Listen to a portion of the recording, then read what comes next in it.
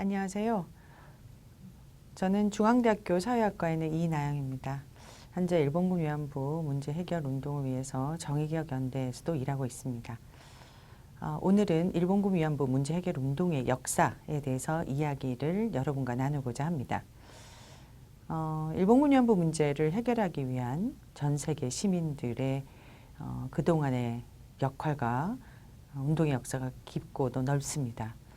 짧게 잡아도 30년이 넘었고요. 그래서 오늘 이야기는 사실은 한 번에 끝나기는 어렵고요. 아마 크게 두 가지 형태로 나눠서 여러분과 공유를 해야 될 것 같아요. 일단 1부는 이 운동이 어떻게 시작됐고 그리고 피해 당사자가 등장했으며 그 피해 당사자가 일으킨 그 사회적 파장이 어느 정도였는지를 좀 여러분과 이야기를 나누고 싶습니다. 그리고 2부에서는 이 운동의 의미를 이해하고 또 계승하고자 하는 전 세계 시민들이 있잖아요. 그 시민들의 운동의 역사를 좀 구체적으로 살펴보도록 하겠습니다. 자, 그럼 첫 번째 시간입니다. 자, 오늘 할 내용은요. 일단 처음에 이제 제가 일본군 위안부 문제 해결 운동의 역사라고 했잖아요. 그럼 왜 운동인가라고 질문할 수 있을 것 같아요. 보통 일본군 위안부 문제 하면 일본군 위안부 문제가 뭐지? 역사적 문제가 있죠. 그리고 법적 책임을 묻는 그런 법적 진실 추구의 역사도 있습니다. 그런데 사실은 이 문제가 발화되고 나서 지금까지 전 세계 시민들이 이 문제의 진실을 알게 되는 과정이 있잖아요. 그래서 그 운동의 역사가 굉장히 중요하고 또 서두에도 말씀드렸듯이 깊고도 넓은데요. 그 복합적이고 중층적 역사 자체가 30년 이상의 아주 깊이 있는 내용을 가지고 있습니다. 그러다 보니까 사실은 이 운동에 참여한 사람도 굉장히 많겠죠. 일단 가장 처음으로 떠오르는 사람은 피해 당사자입니다. 그리고 그 피해 당사자들과 함께한 일본군 위안부 문제 해결 운동의 활동가들이 있습니다. 활동가들은 국내에도 있지만 국외에도 있습니다. 그리고 이 운동을 업으로 삼고 있는 그런 활동가들 뿐만 아니라 수요 시위에 나온 사람들, 그리고 이 할머니의 증언을 들어온 사람들, 또 어떻게 보면 이 피해자들의 역사를 좀 알리고자 하는 언론인들도 있었을 것 같아요. 물론 대한민국 정부나 일본 정부도 있습니다. 시민들이 이 문제를 해결해야 된다라고 요청할 때 사실은 가장 큰 책임을 진 주체인 일본 정부와 한국 정부가 있죠. 그리고 사실은 전 세계적으로 이 문제를 알릴 때 유엔이나 국제기구에서 활동하신 분들도 이 문제를 세상에 어떤 방식으로 알려야 될지 고민하고 또 깊이 있게 관여해 왔습니다. 이런 사람들을 저희는 운동의 참여자들이라고 합니다. 혹은 조금 학술적으로 하면 수행 집단이라고도 해요. 이 사람들의 경험 또한 굉장히 다층적입니다. 어떤 분은 수요시에 한두 번 오신 분도 있으실 거고요. 어떤 분은 한 10년의 기간을 두고 꾸준히 참여하면서 이 문제에 대해서 연구하고 글을 쓰신 분도 있을 것 같아요. 그래서 그들의 경험도 사실은 굉장히 다양하고 또 복합적입니다. 그래서 그들의 경험이 그 자체가 역사가 되고 있다는 것이 이제 우리들이 알아야 될 사실이죠. 그런데 또 한편으로는 이 문제가 30년 이상 언론에서 보도되다 보니까 운동에 대해서 직접적으로 관심이 있거나 참여하지 않았지만 어느 언론의 보도를 통해서 듣다 보니까 내가 알고 있다라고 생각하는 많은 시민들이 있습니다. 부분적으로 알고 있기도 하고 또 모르고 있기도 하죠. 이런 부분이 사실은 어떻게 보면 운동에 굉장히 큰 토양이 되기도 하지만 또 운동에 대한 오해를 확산시키는 배경이 되기도 합니다. 그래서 이 운동에 대한 오해와 왜곡, 비방이나 공격 등이 사실은 지난 30년 이상 진행되어 왔고요. 최근에는 역사 부정론자들의 확장과 더불어 더 크게 공격받고 있는 상황입니다. 그래서 일본군 위안부 운동은 사실은 위안부 문제 자체에 대한 역사 왜곡뿐만 아니라 운동 자체에 대한 역사 왜곡이 겹쳐져 있어서 사실 우리가 반드시 알아야 될 문제들이 있음에도 불구하고 그 부분을 놓치는 경우가 있죠. 그래서 저는 일본군 위안부 문제 해결 운동에 대한 우리 스스로의 깊이 있는 이해가 제고되어야 되고 이것을 우리가 이해하고 나면 사실은 당사자들이 다 돌아가시고 나서도 역사화해야 될 책임이 우리 스스로에게 있는 거잖아요. 그래서 그런 의미화와 역사화가 필요하다라는 점에서 운동을 반드시 공부해야 된다라고 생각합니다. 자, 그다음에 이제 페미니즘의 관점인데요. 사실 제가 이제 일본군 위안부 문제 해결 운동의 역사를 얘기하면서 페미니즘 관점 혹은 페미니스트 관점이 굉장히 중요하다라고 여러 군데서 얘기하고 있는데요. 그 이유는 굉장히 간단합니다. 일본군 위안부 문제의 본질과 가장 맞닿아 있는 관점이기도 하기 때문입니다. 가령 일본군 위안부 문제는 결국은 일제 강점기에 일본 제국에 의한 식민 지배와 연결돼 있고요. 그 다음에 제국의 전쟁의 확대와 연결돼 있죠. 그리고 가부장제 사회에서 여성에 대한 집단적 성폭력하고도 연결돼 있습니다. 그리고 사실은 여성에 대한 성적 착취를 통해서 어떤 방식으로 이익을 얻은 집단들 있잖아요. 그렇다면 이것은 성착취라고 볼 수 있습니다. 그래서 성착취 역사와 관계 있고요. 그리고 상당수의 피해 당사자들이 사실은 고국에 돌아오지 못하고 버려지거나 죽임을 당합니다. 자, 이런 것들을 우리는 이제 페미사이드라고 하는데요. 보통 여러분들이 이제 알기에는 이제 제노사이드라는 단어는 알고 계시죠? 제노사이드는 어떤 특정 집단을 말살하기 위한 목적으로 행해지는 어떤 집단 살해라고 얘기합니다. 물론 목적이 어떤 특정 집단을 절멸하는 것이 아니라 하더라도 집단 살해의 결과가 특정 집단을 절멸하는 현상으로 간다면 이것은 제노사이드라고 하죠. 국제적인 범죄 행위입니다. 그럼 페미사이드는 뭐냐면 여성에게 특별히 가해지는 살해 행위입니다. 그러니까 여성이기 때문에 죽임을 당한다. 혹은 여성을 특별히 공격의 대상으로 삼아서 살해를 행사한다. 라고 하면 이제 페미사이드라고 합니다. 그러면 여기 이제 젠더 문제가 반드시 개입이 되겠죠. 근데 여성이라고 해서 다 살해당하는 건 아닙니다. 어떤 특정 집단이 여성일 때 더 취약할 수도 있고요. 또 특정 계층일 때 훨씬 취약할 수도 있습니다. 그래서 페미사이드도 젠더가 핵심이지만 사실은 민족이나 계급 등의 문제가 중충적으로 얽혀 있습니다. 일본군 위안부 문제의 경우 식민지 조선의 여성이었고 대체로 가난한 집안의 여성이었고 또 여성이기 때문에 위안부로 끌려갔었고 또 그것 때문에 고국에 돌아오지 못하고 일본군에 의해서 살해를 당했습니다. 그래서 우리는 페미사이드의 굉장히 중요한 역사적 증거라고 보통 얘기를 합니다. 자, 그렇다면 다시 정리하자면 식민 지배와 전쟁, 그 가운데서 여성들이 집단적으로 성폭력을 당하고 또 성착취의 피해자가 되고 또 마침내 죽임을 당했다고 한다면 이 문제는 여성의 관점에서 보지 않을 수가 없겠죠. 그래서 반드시 페미니스트 관점이 필요합니다. 또 하나는 이 문제가 결국 사회적으로 공론화되는 과정에 가장 큰 기여를 한 사람은 역시 여성의 관점에서 이 문제를 알리고자 한 여성운동 때문입니다. 한국에는 1980년대부터 민주화 과정에서 성장한 진보 여성운동이 있었습니다. 이 여성들이 집단적으로 이 문제를 여성의 문제라고 받아들이고 세계에 알리는 데 크게 기여했습니다. 진보 여성운동의 성장과 더불어서 위안부 문제가 공론화된 것이죠. 그리고 한국의 페미니즘의 이론이나 운동 또한 1980년대부터 확장이 되는데요. 이때 위안부 문제가 역시 연구의 대상이기도 하고 또 운동의 대상이기도 하다라고 많은 학자들이 혹은 연구자들이 받아들이게 됩니다. 결국은 진보 여성운동 혹은 페미니즘 이론의 성장과 일본군 위안부 운동과 긴밀한 관계를 갖고 있다고 볼 수 있겠죠. 그렇기 때문에 페미니스트적인 이해가 없으면 이 운동의 본질 혹은 위안부 문제의 본질을 이해하기가 좀 어렵다는 것입니다. 또 하나 있죠.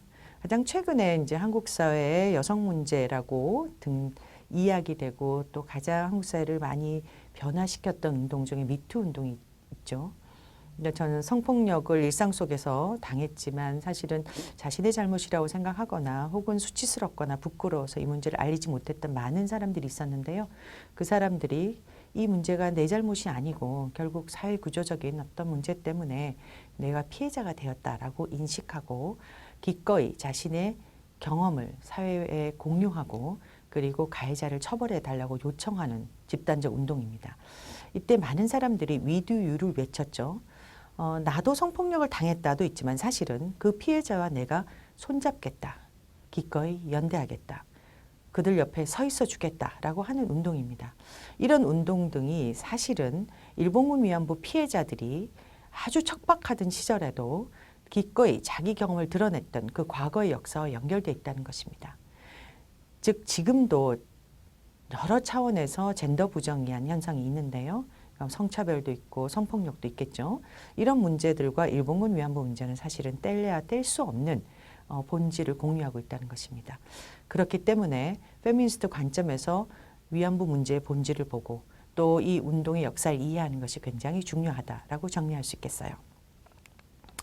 자, 그럼 이제 오늘 나눌 이야기를 조금 정리해 보자면 사실은 이제 저는 연구자로서 혹은 공부를 하던 학생 시절부터도 이 문제에 좀 관심을 가지고 있었습니다. 다만 이 문제가 워낙 여러 가지 사안을 담고 있었기 때문에 감히 어떻게 접근해야 될지 두렵기도 하고 또 스스로의 무지를 인정한다는 것도 참 힘든 일이잖아요. 그래서 어디서 무엇을 해야 될지 모르겠다고 생각할 때 이 운동을 함께한 많은 분들을 만나게 됐습니다. 가깝게는 한국에 이 운동을 처음 만드신 윤종욱 쌤을 비롯해서 일본에서 이 운동을 30년 이상 계속해 오신 분들도 계십니다. 이런 분들을 만나면서 결국 내가 관심 있어 하는 것은 민족이나 분단, 이념이나 뭐 젠더나 계층, 국적, 언어 등을 넘어서서 위안부 문제의 진실을 추구하고자 하는 많은 사람들과 만나면서 결국 이 문제도 결국 그 문제와 연결되어 있다고 생각하게 됐어요. 그래서 결국은 우리의 경험이라는 것도 이런 다양한 어떤 협곡들이 있잖아요. 젠더 협곡도 있고 계층 협곡도 있고 민족 간의 협곡도 있습니다. 이런 것들을 넘어서서 연대하고 이야기를 나누고 공유하려고 한 그 사람들과의 관계 속에서 위치지어졌다라는 것을 이해하게 됐습니다. 그래서 저도 그런 다양한 경계를 넘는 조우를 통해서 이 문제를 접근하게 됐고요. 결국은 위안부 문제가 우리가 공식적으로 식민지가 끝났음에도 불구하고 여전히 냉전 체제 하에 있고 그리고 그런 그 포스트 제국 국가들과 관계 속에 놓여 있는 대한민국의 지정학적 위치와 분리되기 어렵다는 것을 이해하게 됐고요. 대한민국에 현재 살고 있는 우리 모두도 사실은 이러한 지정학적 현상에서 벗어날 수 없다는 것을 이해하게 됐어요. 그래서 위안부 문제를 이해할 때 가장 중요한 것은 사실은 현재 대한민국은 어떤 위치에 있는가, 또 대한민국의 역사는 어땠는가를 가늠하면서 고민해보는 자세가 필요하겠다고 생각하게 됐습니다. 그래서 이 동아시아 냉전체제라는 특수한 지정학적 위치에서 일본군 위안부 문제를 바라보고 또 이 운동을 함께했던 피해 당사자와 또 활동가들의 경험을 듣는 작업을 지난 한 20년간 해왔습니다. 그 내용을 오늘 조금 압축적으로 여러분과 나누려고 합니다. 자, 그럼 운동이 어떻게 시작됐는가를 말씀드리기 전에 사실은 이 운동이 왜 그러면 90년대에 돼서야 비로소 등장했는가라고 물어보는 게 맞겠죠. 왜냐하면 일본군 위안부 피해 역사는 사실은 일제 식민지 시기였다고 한다면 그럼 1945년부터 1990년까지는 그럼 무엇을 했는가라고 우리가 질문할 수 있을 것 같아요. 물론 그 사이에도 여러 가지 문화적 형태, 영화나 소설이나 혹은 일본군들의 어떤 자서전이나 혹은 신문, 언론 보도나 또 라디오 프로그램을 통해서도 이 문제가 간간히 들리긴 했어요. 그리고 무엇보다 당대 사람들은 일본군 위안부 문제를 몰랐다고 할 수 없습니다. 알고는 있지만 감히 말할 수 없었던, 우린 이런 걸 이제 오픈 시크릿이라고 해요. 알고 있지만 말할 수 없는 것들이죠. 그럼 왜 그랬을까라고 질문할 수 있을 것 같아요. 그럼 짧게 잡아도 한 45년 정도의 역사인데요. 그럼 40년, 45년 정도를 왜 우리는 이 문제를 공식적으로 제기하지 않았는가? 자, 거기에는 좀 여러 가지 이유가 있습니다. 가장 중요한 것은 사실은 제가 방금 말씀드렸던 대한민국의 지정학적 위치하고 관계가 있습니다. 우리가 일제 식민지를 벗어난 1945년, 결국 우리가 오랫동안 독립운동을 했고 우리 스스로가 국권을 다시 쟁취하기 위해서 노력했음에도 불구하고 결국 이 전쟁은 그리고 이 식민지는 미국에 의해서 종식이 됐습니다. 그러면서 당시에 이제 소련과 미국이라는 두 강대국이 사실 어떻게 보면 이념적으로 갈라지면서 전 세계를 두 가지 형태로 나누게 되죠. 우린 그 시기를 이제 냉전 체제의 시작이라고 합니다. 즉 공산주의 사회 체제와 자본주의 사회 체제 이 두 가지로 나뉘면서 결국은 한반도 자체가 그 경랑 속에 휘말리게 되죠. 우리가 일제로부터 해방된 이후 바로 9월 초에 이제 미군이 들어오게 됩니다. 미군정의 지배를 받게 되죠. 그리고 그러면 사실은 이제 우리가 승전국이라고 보기는 어렵지 않는가라고 볼 수 있겠죠. 우리가 식민 지배를 벗어난 건 결국 미국에서 벗어났다고 보통 얘기를 하는데요. 참 안타깝게도 우리는 이제 승전국의 반열에는 들어가지 못합니다. 식민지 지배하에 있었기 때문에. 그래서 이 전쟁을 일으킨 전쟁 범죄자를 처분하는 법정이 열리는데요. 동경군사법정 혹은 도쿄군사법정이라고 합니다. 이 군사법정에 당연히 우리는 어떤 지분을 갖지 못합니다. 미국 주도하에 연합국의 각국에서 임명한 판사들이 이 전쟁을 일으킨 일본인들을 처분하기 위한 어떤 법정을 도쿄에서 엽니다. 상당히 오랜 기간 동안 재판이 이루어지는데요. 이 재판의 형식은 여러분도 잘 아시는 이제 독일 나치를 처벌하기 위한 뉴렌베르크 법정이라는 것이 있습니다. 이 법정의 형태를 땁니다. 그런데 이 동경군사법정에서 그럼 제대로 전범들이 처리가 됐는가? 안타깝게도 그렇게 못했죠. 물론 A급 전범이 있고 B급 전범이 있는데요. A급 전범에서 상당수가 기소가 되지만 또 기소가 되지 않은 분들도 계셨고 기소가 됐다 하더라도 나중에 풀려난 분들이 굉장히 많았습니다.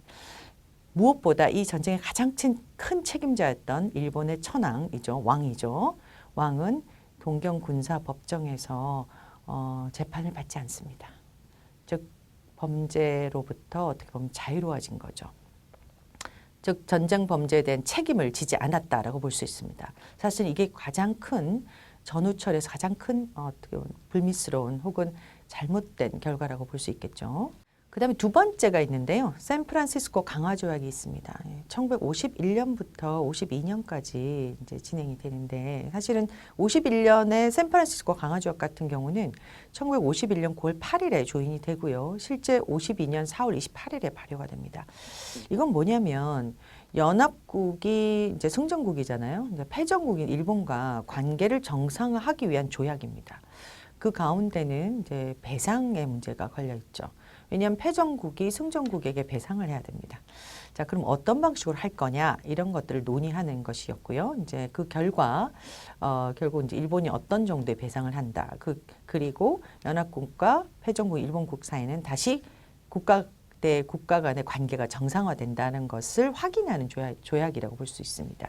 그러니까 조약이라고 볼 수 있습니다. 근데 문제는 결국은 패전국은 아니고 또 승전국 아니었던 국가들이 있습니다. 대표적으로 이제 한반도죠. 그 전에는 조선이었지만 이미 52년이 되면 남한과 북한의 단독 정부가 수립되어 있기 때문에 두 개의 국가가 수립되어 있습니다. 즉 남북한이 있고요. 그다음에 이제 대만이 있잖아요. 중국에서 떨어져 나온. 그리고 중국도 그 당시에 이제 중화인민공화국, 즉 공산주의 사회로 변하면서 이제 약간의 격동을 겪고 있었기 때문에 중국과 대만, 남북한이 이 샌프란시스코 강화조약을 만드는 과정에서 그 협상 테이블에서 배제가 됩니다.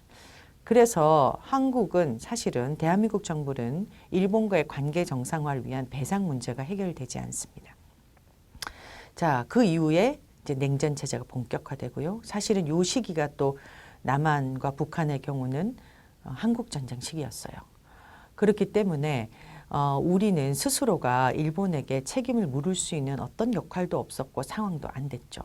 그리고 미국은 어떻게 보면 남한과 일본에 가장 강력한 영향을 미치는 국가로서 이 동북아 냉전 체제뿐만 아니라 전 세계 냉전 체제 맹주, 즉 자본주의 사회의 맹주로서 등극하게 됩니다. 결국은 이제 미국의 책임이 그래서 대두가 되는 건데요. 왜냐하면 일본이 이렇게 전범 처리도 제대로 못하고 샌프란시스코 강화조약에서도 남북한에 대한 어떤 책임, 즉 배상의 문제가 해결되지 않는 데는 미국이 결국은 이 냉전 체제에서 가장 큰 역할을 할 수 있는 이 동북아에서 가장 큰 역할을 할 수 있는 일본에 대해서 커다란 신뢰를 보이면서 일본의 어떤 전쟁 책임을 면제해줬다라고 하는 어떤 의구심에서 벗어날 수가 없게 됩니다. 실제로 미국은 일본을 이 반공의 방파제로 삼아서 이 동북아 전체의 안보를 책임지는 국가로 지정하게 됩니다. 그리고 실제로 이런 안보를 책임지는 데는 경제적 부담이 굉장히 크잖아요. 그런 경제적 부담을 일본에게 지우는 역할도 합니다. 그래서 사실상 안보와 경제 부담을 미국이 스스로 좀 덜 지고 그 책임을 일본에게 넘기는 과정에서 이 동북아 체제를 효율적으로 관리하는 자로 일본을 지목하는 과정이 결국은 전후 처리가 제대로 해결되지 않는 문제와 연결이 됩니다. 자, 이게 결국 우리는 뭐라고 얘기하냐면 안타깝게도 그 당시 서구, 백인, 제국 중심이죠. 이 제국 중심의 국제 질서가 재편이 되는 과정에 냉전 체제가 만들어지고 결국 이 강대국 남성 중심의 질서 속에서 한국, 대한민국은 배제되는 결과를 가져오게 됩니다. 자, 이런 국제적 맥락 속에서 일본군 위안부 문제는 사실은 어디에도 제기할 수 없는 상황이 됩니다. 자, 두 번째는 당연히 이제 대한민국 국내 정체 요인이 있죠. 방금 국제적 맥락하고 좀 연결이 되는데요.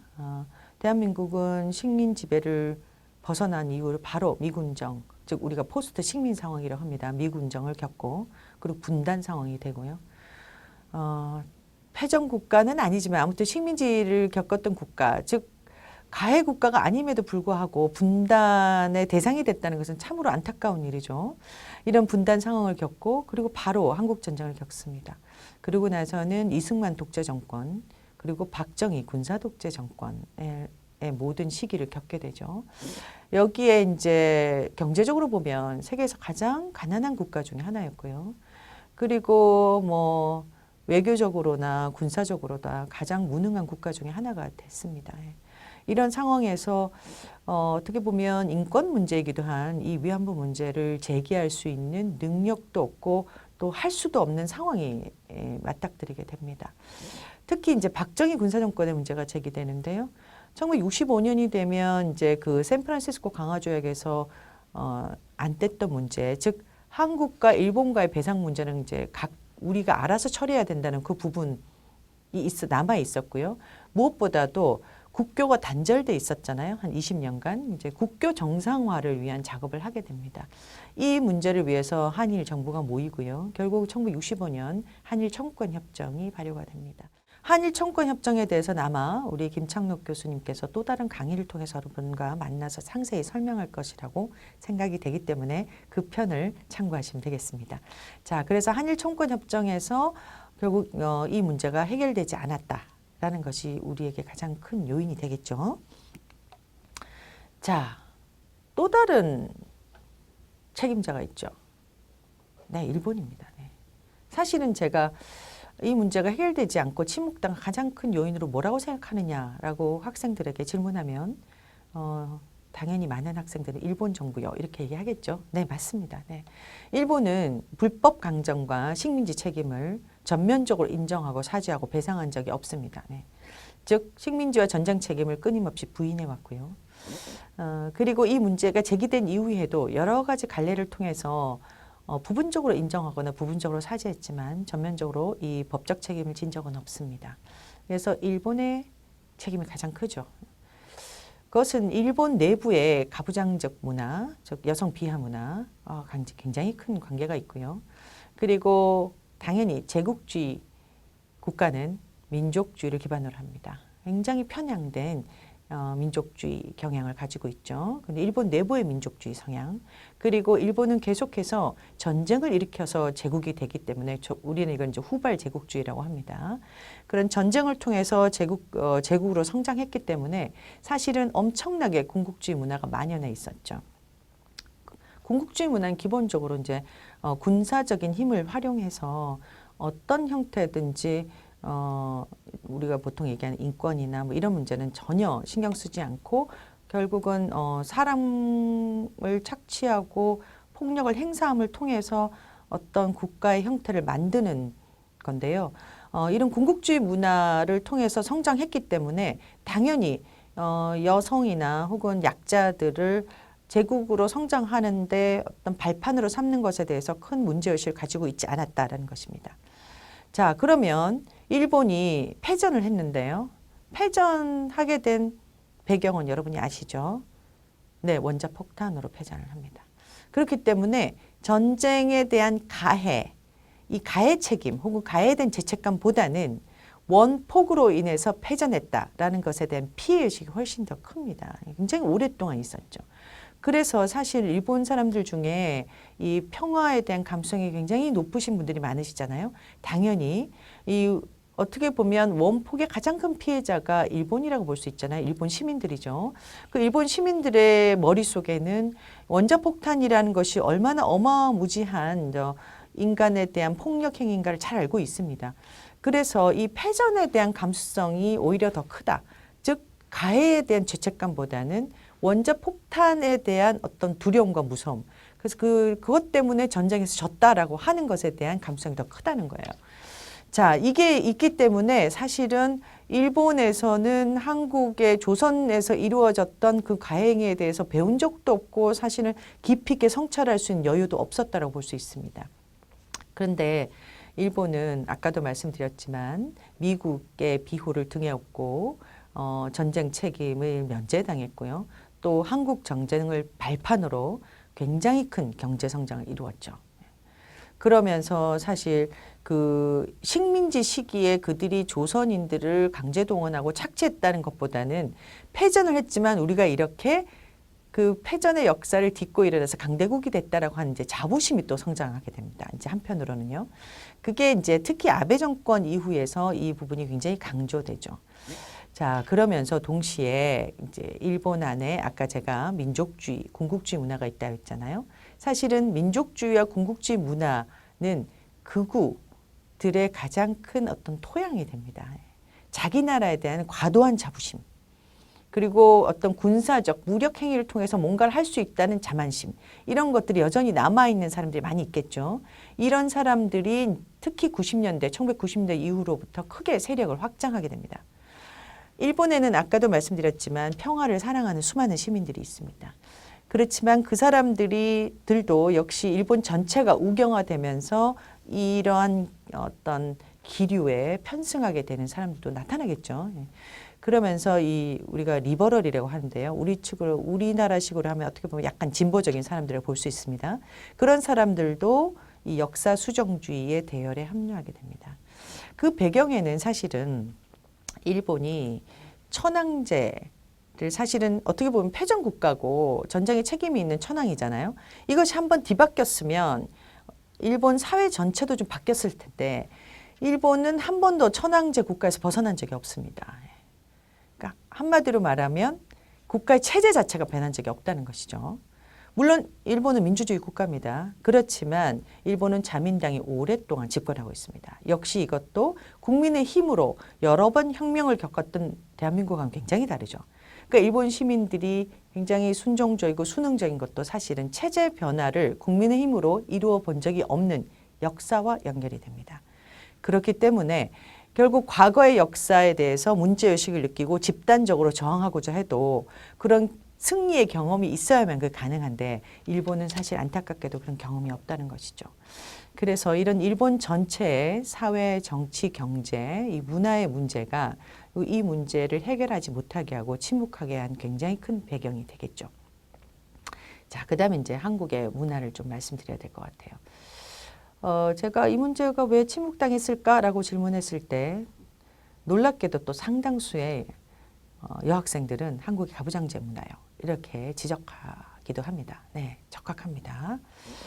이게 본질적인 원인은 아니지만 이 문제를 결국 대한민국 정부 안에서 혹은 대한민국 사회 안에서도 공개화할 수 없었던 배경에는 결국 한국 사회 문화가 있겠죠. 대한민국은 식민지 조선 시기에도 굉장히 가부장적인 사회였고 그리고 그 이후에도 남성이 지배한 남성 중심 사회라고 우리가 보통 얘기합니다. 그런 사회였죠.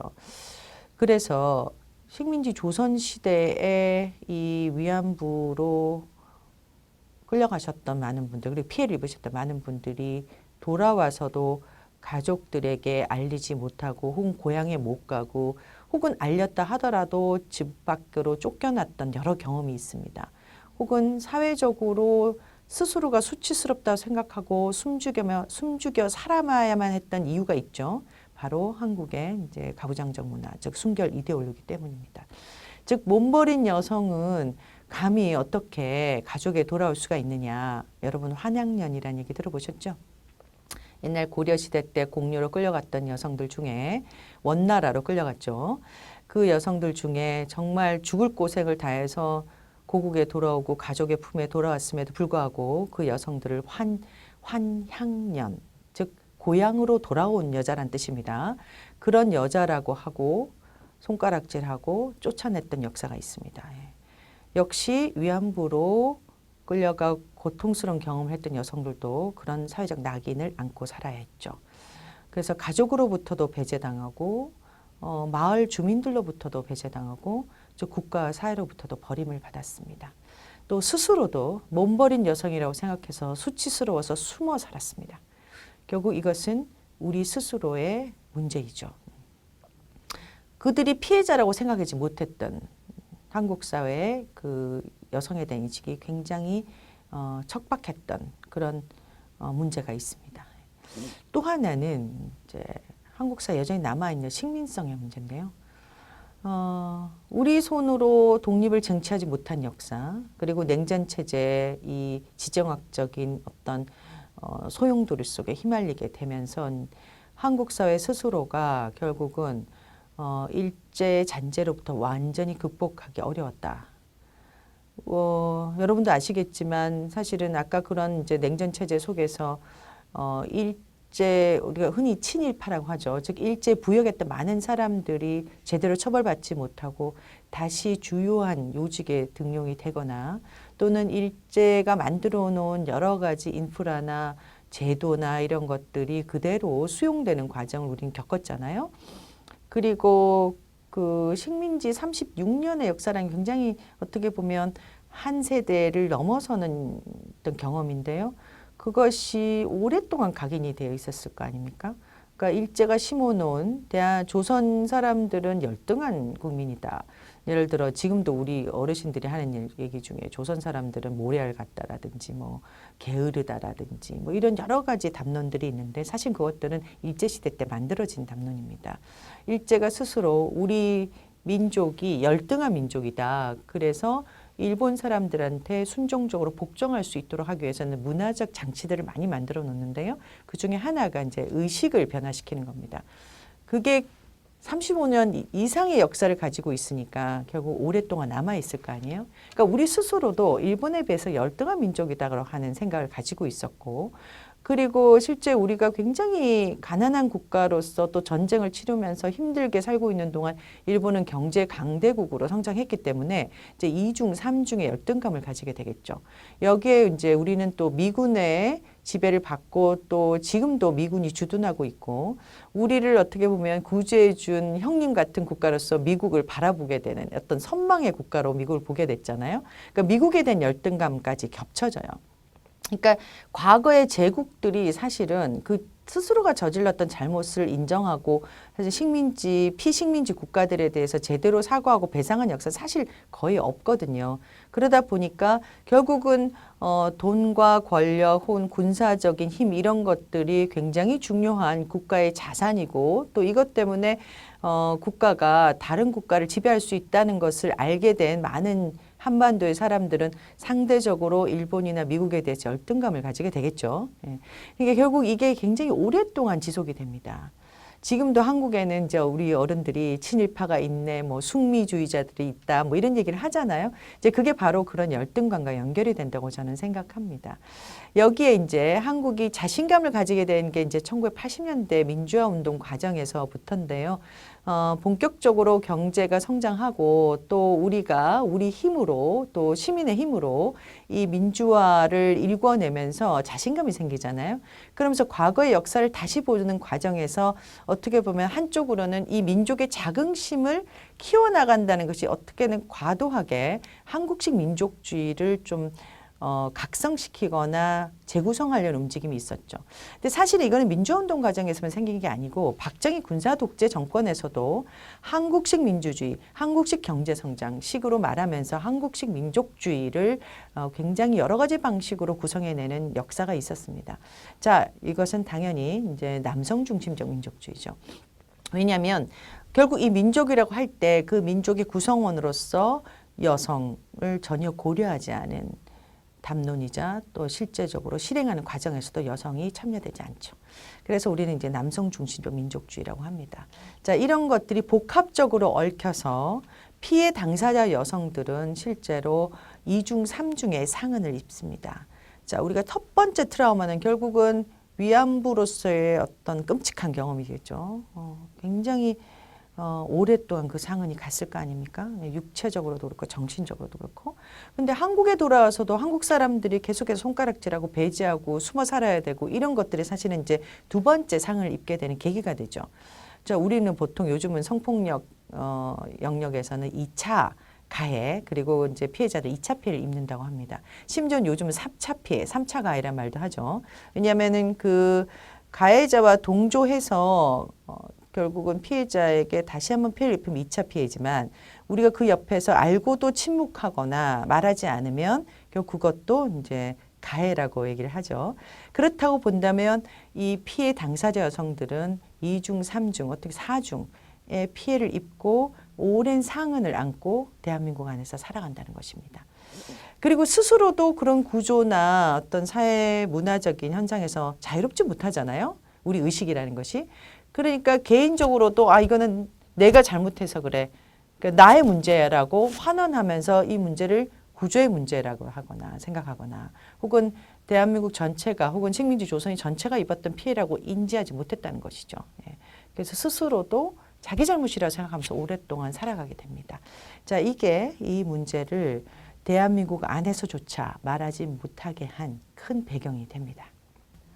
자, 그럼에도 불구하고 어떻게 보면 국제정치, 그다음 한일 관계, 일본 정부의 문제, 또 한국 정부의 문제, 한국 사회와 문화의 문제 이런 굉장히 두터운 벽이잖아요. 이런 벽이 마침내 깨지는 시기가 옵니다. 언제부터일까요? 네, 1990년도부터라고 하는데요. 사실은 우리가 뭐 벽이 깨지려면 그 전에 금이 좀 있어야 되잖아요. 그렇게 두터운 벽인데 그 전부터 사실은 그 금을 내기 위해서 많은 사람들이 노력해오고 있었습니다. 저는 그 배경에 이 문제의 당사자는 아니지만 연루되어 있다고 생각한 도덕적 개인이죠. 윤리적 개인들이 있고요. 개인들. 그리고 개인들과 결합한 혹은 개인과 개인이 연대한 집합적 운동이 있고요. 그들이 이제 연대를 하면서 이제 이 운동이 결국 확산이 되는데 그 과정에 굉장히 중요한 역할을 한 사람이 결국은 피해 당사자겠죠. 말하는 당사자가 마침내 등장하게 됐다는 것입니다. 자, 이들을 통해서 이 오랜 침묵의 벽이 깨지게 됩니다. 가장 중요한 분, 제가 윤종옥 쌤을 먼저 소개해 드리도록 하겠습니다. 윤종옥 선생님은 이화여대 영문학과의 교수로 오랫동안 재직하셨습니다. 그리고 연배로 보면 일본군 위안부 피해자들과 거의 같은 연배이십니다. 그러니까 일제강점기 때 어린 시절을 보내고 그리고 막 대학에 입학하려고 한 10대 말의 소녀였습니다. 선생님께서 기억하시기에 이제 선생님께서 이화여전에 들어가셨는데요. 이화여전 재학 시절인 1943년 겨울이었다고 선생님은 기억하고 계십니다. 한 11월쯤이라고 하셨는데요. 대학교 1학년 때 한 17살이었을 것 같아 라고 선생님이 말씀하시면서요. 대학에 갔는데 어느 날 이제 본관 1층 지하실에 다 모이라고 했다고 합니다.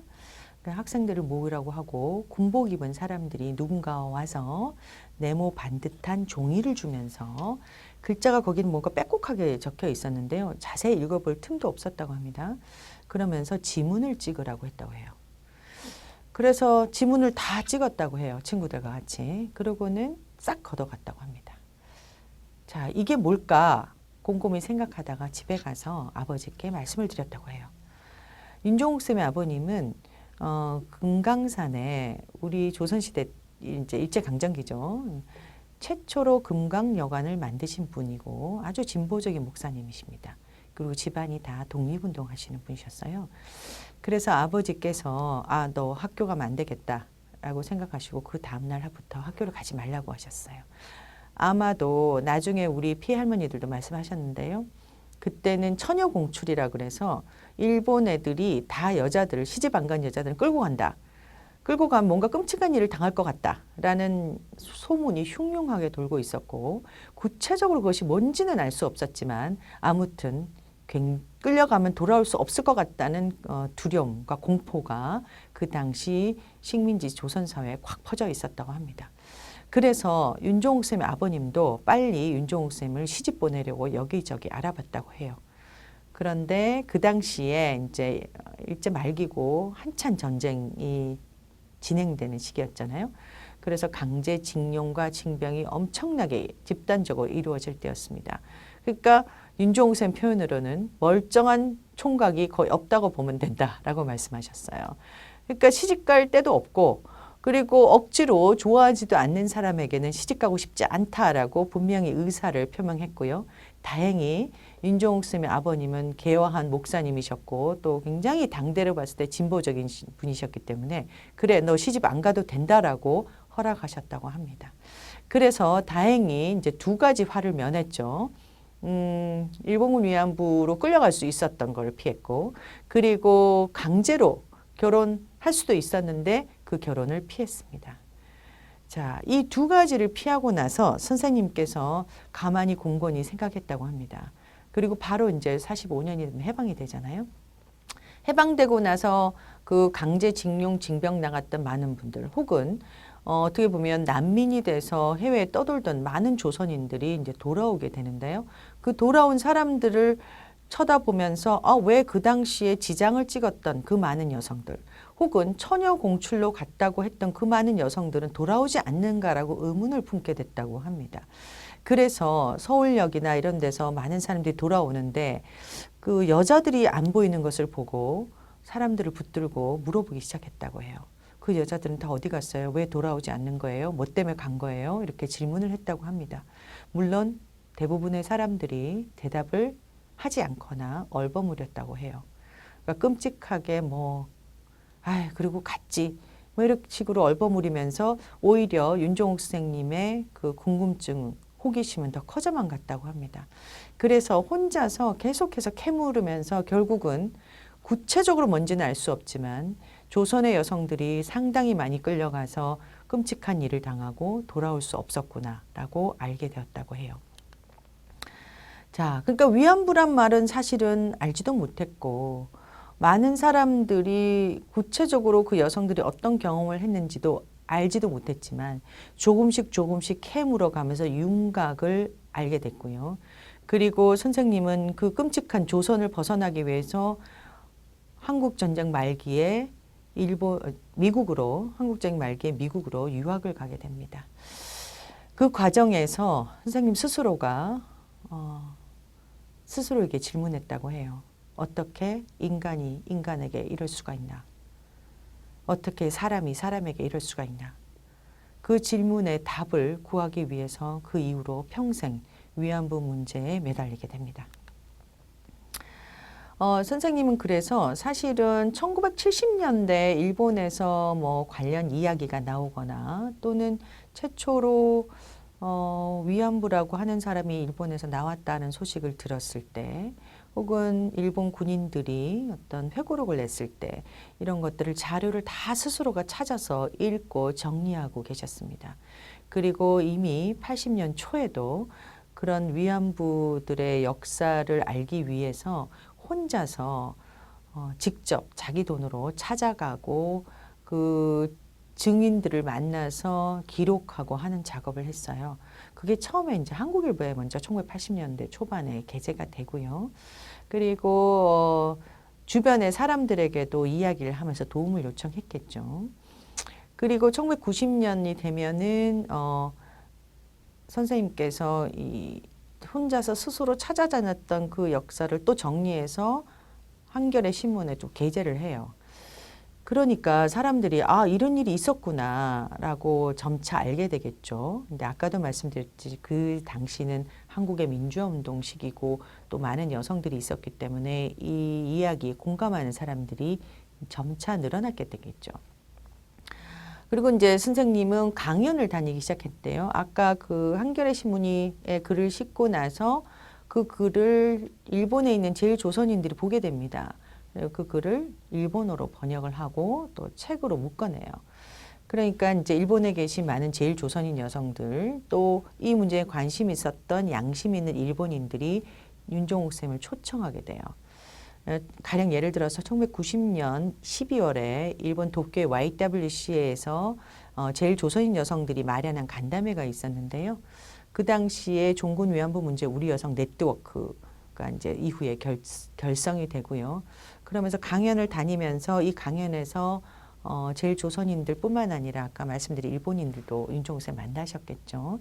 그때 만나셨던 분들이 기억하기로는 정말 아주 품위 있는 분이시고 일본인들이 잃어버린 정말 아름다운 일본어를 쓰시면서 이 위안부 문제를 강연하시는 것에서 큰 감동을 받았다라고 말씀을 하셔요. 대표적으로 이제 가와타 후미코 선생님도 계십니다. 이분은 일본의 오키나와에 계셨던 배봉기 할머니라고 우리나라의 조선 출신의 위안부죠. 근데 결국 고국에 돌아오지 못하고 일본에 남으셨던 분이신데요. 어떻게 보면 최초로 언론을 통해서 위안부였다는 것이 알려진 분이십니다. 그 분을 만나서 기록하고 그래서 책으로 내신 분이세요. 즉 우리나라에서 위안부 문제가 알려지기 전에 이 문제에 먼저 접근하고 또 책으로 내신 일본의 굉장히 훌륭한 기자 출신의 작가님이십니다. 이분이 윤종옥 쌤을 만나면서 굉장히 큰 감동을 받았다는 얘기를 이제 저에게도 나눠주신 적이 있습니다.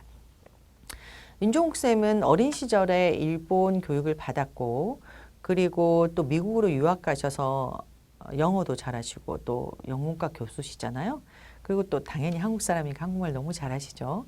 이 3개 국어를 잘하셨기 때문에 사실 초기에 이 강연을 다니실 때는 정말 더할 나위 없는 조건을 가지고 계셨어요. 가령 제가 일본말을 잘 못하는데 일본에 강연을 가면 이 통역자가 말을 하는 거잖아요. 그러니까 통역자의 말을 통해서 이 이야기를 듣는 것과 직접 당사자의 입을 통해서 이야기를 듣는 것에는 감동의 차이가 있겠죠. 그래서 윤종옥 쌤이 일으킨 파장은 정말 저는 상상할 수 없을 정도로 크다라고 생각합니다. 일본인들을 이해하고 교감하면서도 이 문제의 진실을 밝히고 또 그들에게 손잡아 달라고 일본어로 말씀하셨을 때 느끼셨을 일본인들의 감동은 굉장히 가늠하기 어려울 것이라고 저는 생각해요. 자, 그래서 이제 윤종옥 선생님이 계셨고요. 윤종옥 선생님이 오셨을 때 그 제일 조선인 여성들도 굉장히 여러 가지 형태로 기억을 하고 계시는데요. 그 중에 또 한 분 제가 좀 소개해 드릴 분은 야마구치 아키코 선생님이라고 한국의 그 기생관광 반대운동 할 때 70년대에도 한국에 오셨었고요. 그리고 한국의 민주화운동을 일본에서 많이 도와주셨거든요. 그래서 이제 교풍의 출신이신데 이제 교회 여성이라고 보시면 됩니다. 일본에서. 그분이 그 강연에서 윤종옥 쌤을 만났을 때 윤종옥 쌤이 이런 얘기를 하셨다고 해요. 아, 당신 지금 뭐 하고 있냐? 당신은 기생관광 반대운동도 같이 했지 않냐. 그런 사람이 지금 위안부 문제도 함께 해야 되지 않겠냐라고 얘기를 하셨다고 해요. 그 얘기를 듣고 사실 야마구치 아키코 선생님은 지금도 살아계신데요. 지속적으로 일본군 위안부 문제 해결 운동을 일본에서 하고 계십니다. 네. 자, 이제 이런 개인이 있다고 본다면요. 한편으로는 이제 아까 제가 말씀드린 조직이 있어야 되겠죠. 개인이 아무리 능력이 있다고 해도 이 문제를 어떤 운동의 차원으로 승화시키지 않으면 확산되기가 어렵습니다. 한국에서 이 문제를 가장 처음 시작한 단체는 한국교회 여성연합회입니다. 네, 기독교 여성들이죠. 한국교회 여성연합회는 박정희 군사정권이라는 그 엄혹한 시절에도 여성들이 모여서 일본인들이 한국에 와서 이제 기생관광을 했거든요. 사실 이거는 이제 정권 차원에서 획책됐던 것인데요. 이런 기생관광 반대 운동을 굉장히 열심히 했고 또 원폭 피해자가 사실은 일본인이 많지만 당시에 일본에 가 있었던 제일 조선인들이 굉장히 많았죠. 그래서 원폭 피해자 지원 운동도 하고 있었습니다. 그리고 80년대는 이 민주화운동 과정에서 이 민주화 운동의 인사들을 탄압하는 여러 가지 문제들이 있었잖아요. 그래서 그 민주화운동 인사들을 지원하는 운동, 그리고 이 최루탄을 통해서 사람들을 이제 억압했던 건 이제 잘 아시겠지만 이한열 열사도 최루탄의 파편에 맞아서 돌아가셨잖아요. 이제 그래서 그런 최루탄 반대 운동 등 굉장히 여러 차원에서 한국의 민주화 운동에 기여를 하게 됩니다. 그러면서 결국은 어떤 단체도 일궈내지 못했던 국내외 연대의 경험이 축적되게 됩니다. 왜냐하면 교회 여성들이었기 때문에 교회는 어떻게 보면 국내 교회 여성들도 있지만 교회 차원에서 연결된 일본 여성들도 있고 또는 서구의 여성들도 있습니다. 그래서 한국 안에서는 어떤 문제가 언론 통제를 통해서 알려지지 않는다 하더라도 교회 여성들을 통해서 해외에 이 문제들을 알리는 데 굉장히 큰 기여를 하게 되죠. 그들이 결국 위안부 문제도 본격적으로 공론화하게 됩니다. 기록상으로는 1984년 전두환 정권 당시 전두환 대통령이 방일할 때 성명서를 발표한 게 남아 있습니다. 그 당시 정신대 문제라고, 그때는 위안부라는 단어가 없어서 정신대 문제라고 했는데요. 그 문제를 해결할 것을 요구하면서 일본의 사죄를 최초로 언급합니다. 즉 한일 양국이 우호 관계를 맺으려면 이 문제를 조속히 타결해야 된다. 즉 그 문제가 여자 정신대 문제다라고 했고요. 여기에 대해서 일본은 사죄해야 된다라고 합니다. 좀 부연하자면 일제 말기 한민족에게 가해진 수탈 정책 중 하나가 정신대 동원이다라고 지적하시고요. 정신대란 이름으로 강제로 여성들을 동원하여, 자 여기 위안부란 단어가 나옵니다. 군 위안부로 보냈으며 성도구로 비참하게 짓밟았다. 자, 지금 언어가 지금 2021년 언어랑 굉장히 달라졌지만 놀랍게도 그 일본군 위안부 문제의 본질을 정확하게 꿰뚫고 있다는 거예요. 즉 한민족에 가해진 수탈 정책 중 하나다. 그리고 강제로 동원했다. 그리고 군 위안부로 보내서 도구, 요즘 얘기하면 성적 착취의 대상이 되게 했다라고 하는 것이죠. 자, 이대로 그래서 묵과할 수는 없다. 가장 중요한 것은 사죄다라고 정확하게 지적했다는 겁니다. 자, 이게 84년입니다. 자, 그럼에도 불구하고 사실은 그 당시는 아직도 이제 민주화 투쟁 과정이었기 때문에 굉장히 이 문제를 공론하기 어려웠겠죠. 근데 윤종옥 선생님이 이제 교회여성연합회에 소개를 받고 들어오게 되는데요. 제가 조금 이따 소개해드릴 이화여대 사회학과 교수님이신 이효재 선생님으로부터 소개를 받아서 교회여성연합회에 오게 됩니다. 그게 1987년이라고 해요. 그러면서 교회여성연합회가 여성에 대한 성착취 문제에 굉장히 오랫동안 관심을 갖고 있었기 때문에 이 문제를 교회여성연합회와 같이 하면 좋겠다라고 하는 이효재 선생님의 제언을 받아들여서 교회여성연합회가 지원을 하고 본격적으로 일본에 가서 조사 활동을 하라라는 어떤 부탁을 받습니다. 그게 1988년 2월입니다. 후쿠오카를 비롯해서 큐슈, 오키나와 등 그리고 이제 나중에 도쿄 여러 군데를 다니시게 되는데요. 결국 나중에는 이제 삿포로까지 가게 됩니다. 자, 여기에 이제 윤종욱 선생님의 주도로 교회여성연합회에 계신 두 분의 김신실, 김혜원 선생님과 함께 세 분이 이 조사를 떠나게 됩니다. 그때 이제 당시 제목은 정신대 발자취를 찾아서라는 이제 타이틀로 가게 되는데요. 이 조사 활동의 결과를 그 88년 4월에 여성과 관광이라는 제주도에서 열린 국제 세미나 현장에서 발표하게 됩니다. 이 여성과 관광이라는 제주도 국제 세미나가 굉장히 흥미로운데요. 왜 제주도인가? 그리고 왜 제목이 여성과 관광인가라고 하면 아까도 말씀드렸듯이 교회여성연합회가 이 성착취 문제에 관심을 가지게 된 게 일본인 기생관광 문제였거든요. 근데 그 당시에 88년 이제 올림픽을 앞두고 제주도에 어떻게 보면 조직적으로 정부가 주도하는 기생관광 제도가 만들어지고 이제 활성화가 돼요. 그래서 이 문제를 제주도에서 제기하면서 이 겉으로 보기에는 화려한 올림픽이란 것이 있지만 이 이면에 여성에 대한 성착취 제도가 국가에서 시행되고 있다는 것을 밝히고 싶었던 것이죠. 그래서 제주도의 기생관광 실태도 사실은 요 시기에 같이 조사를 합니다. 그리고 또 하나가 있는데요. 미군 위안부 문제입니다. 그 당시 미군 기지촌이죠. 미군 기지촌에서 성착취를 당하는 여성에 대한 문제도 같이 제기를 합니다. 근데 제주도 기생관광 문제를 제기하기 위해서 제주도에 간 것도 있지만요. 사실은 이 당시가 전두환 정권이어서 굉장히 여러 가지 차원에서 민주화 인사들이 탄압을 받고 있었잖아요. 그래서 이 문제를 서울에서 하게 되면 결국은 세미나도 못하고 다 잡혀가게 생겼다. 그러니까 굉장히 비밀리에 연락을 취하고 제주도에서 해외 많은 사람들과 이제 관광 세미나를 하는 것처럼 해서 이걸 마련한 거예요. 그래서 제목도 여성과 관광입니다. 자, 그럼 이걸 어떻게 하게 됐냐? 우리 돈도 없었을 텐데. 일본과 미국 등 각국의 교회 여성들에게 편지를 써서 우리가 이런 세미나를 하려고 한다. 지원해 주세요라고 하고 그 당시 뭐 아무것도 없었죠. 전화가 있는 것도 아니고 핸드폰이 있는 것도 아니고 그래서 다 편지를 쓰고 해서 보내고 그리고 이제 지원금도 받고 프로그램이 마련됐을 때 또 다 알려서 해외에 굉장히 많은 여성들이 이 세미나에 참석하게 돼요. 그리고 그날 이제 위안부 문제가 공식적으로 제기가 되는데요.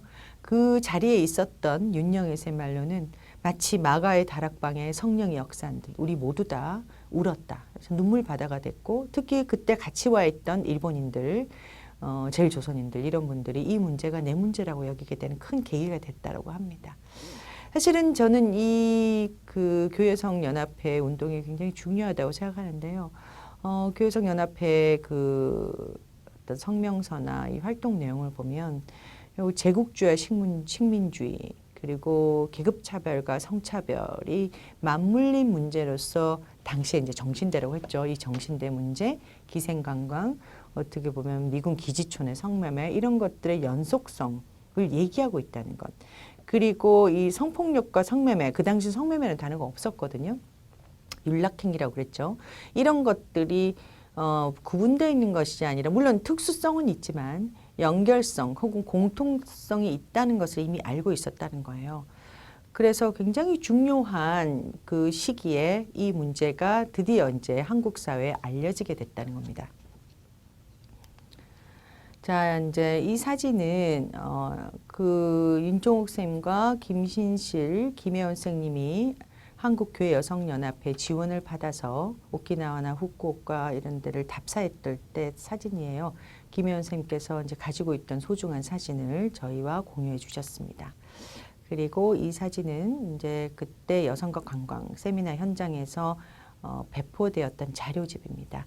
그때 윤종옥 쌤의 강연 내용, 김혜연 선생님의 강연 내용이 잘 적혀 있고요. 그들이 이제 다녔던 곳을 다 이제 손으로 그렸죠. 그때는 지도를 그 지도에 점을 표시해서 이제 사람들에게 알린 내용이 잘 정리되어 있습니다. 자, 그다음에 이제 한국의 민주화 운동이죠. 그리고 그 당시에 민주화운동 과정에서 함께 성장한 진보 여성운동 단체들이 있습니다. 물론 이제 초기에는 민주화운동 당시 초기에는 이 여성운동이 성장하기 굉장히 어려웠습니다. 왜냐하면은 가장 중요한 이슈는 결국은 독재 타도였고 그 독재 타도가 핵심이기 때문에 그 여성 문제나 다른 문제는 어떻게 보면 부분 운동이거나 혹은 사소한 것이라고 생각한 사람들이 많이 있었겠죠. 예. 그래서 어떻게 보면 여성을 직접 배제하기도 했고 또는 여성의 의제라고 생각하는 것들을 무시하기도 하는 과정이 좀 펼쳐집니다. 근데 차츰 이 운동이 성장하면서 여성들이 결국은 우리 스스로가 독립조직을 만들고 독자운동을 만들어 나가야 되겠다고 생각하게 되고 그 결과 수많은 단체들이 만들어지게 됩니다. 그 결정적인 계기가 좀 몇 개 있었는데요. 대표적인 것이 86년에 부천 성고문 사건이 있습니다. 이게 어떻게 보면 군사 정권, 공권력에 의한 성폭력인데요. 그 초기에는 이것을 성폭력이라고 의미하지 못했고 민중 탄압 혹은 민주화 인산 탄압 이런 정도로 이해했었다면 이 사건을 지지하면서 많은 사람들이 결국은 단순한 건 아니지만 민중 탄압의 문제와는 또 다른 결이 있다. 그러니까 여성이기 때문에 입는 폭력의 피해, 즉 성폭력의 피해는 굉장히 또 결이 다르잖아요. 그래서 이 성폭력 문제를 해결할 수 있는 어떤 독자 운동과 조직의 필요성을 고민하게 됩니다.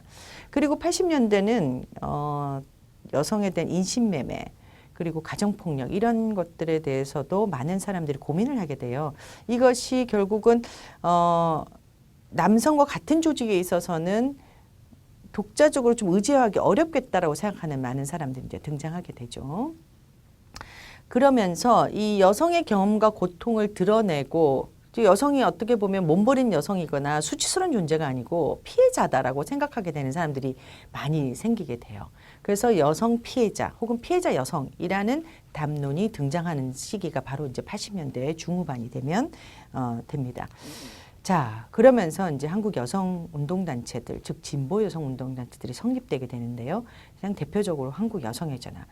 처음에는 아내 구타라고 그래서 이제 가정폭력 문제를 먼저 다뤘어요. 그리고 나서는 인신매매, 성폭력 이렇게 굉장히 다양한 여성 이슈들을 다루게 되는 단체가 이제 한국 여성의 전화입니다.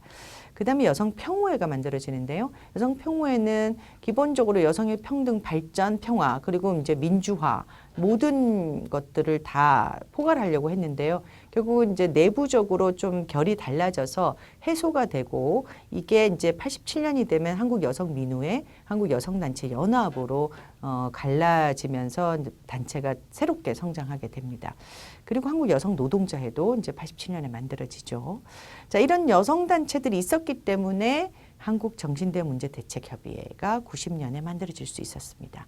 즉 아까 말씀드린 한국교여성연합회가 주도하고 그리고 여성단체 연합 등 37개 여성단체들과 시민단체들이 연대하여 만들어진 단체가 일본군 위안부 문제 해결을 위한 이제 정신대 문제 대책 협의회라는 것이 이제 90년에 비로소 만들어지게 된 거죠. 그리고 이제 수요 시위가 92년에 된 거고요. 그리고 우리 가장 이제 성폭력 문제에서 어떻게 보면 전선에 서 있다고 볼 수 있는 대표적인 단체인 한국 성폭력 상담소도 91년에 만들어집니다. 결국 지금까지 한국의 여성 의제를 가장 격렬하게 다루고 또 여성 인권과 관련된 이 법과 제도를 만드는 데 앞장섰던 단체들이 80년대에 거의 만들어진다라고 보시면 될 것 같아요. 이 과정에서 자, 여성 인권 문제도 본격화되죠. 우리가 어떤 사건이 났을 때 이 언론에 등장하는 것에는 여러 가지 배경이 있습니다. 사실은 사건이 없어서 언론에 등장하지 않는 것이 아니라 이것이 문제다라고 생각하지 않았기 때문에 등장하지 않는 것입니다. 예를 들어서 제가 이제 미군 기지촌 문제를 예를 들면 미군 기지촌에 1960년대나 70년대 초반에 굉장히 많은 여성들이 죽었지만 그리고 간간히 언론에 났지만 이게 문제다라고 생각하지 않았기 때문에 사실은 집합적 운동으로 성장하지 않았죠.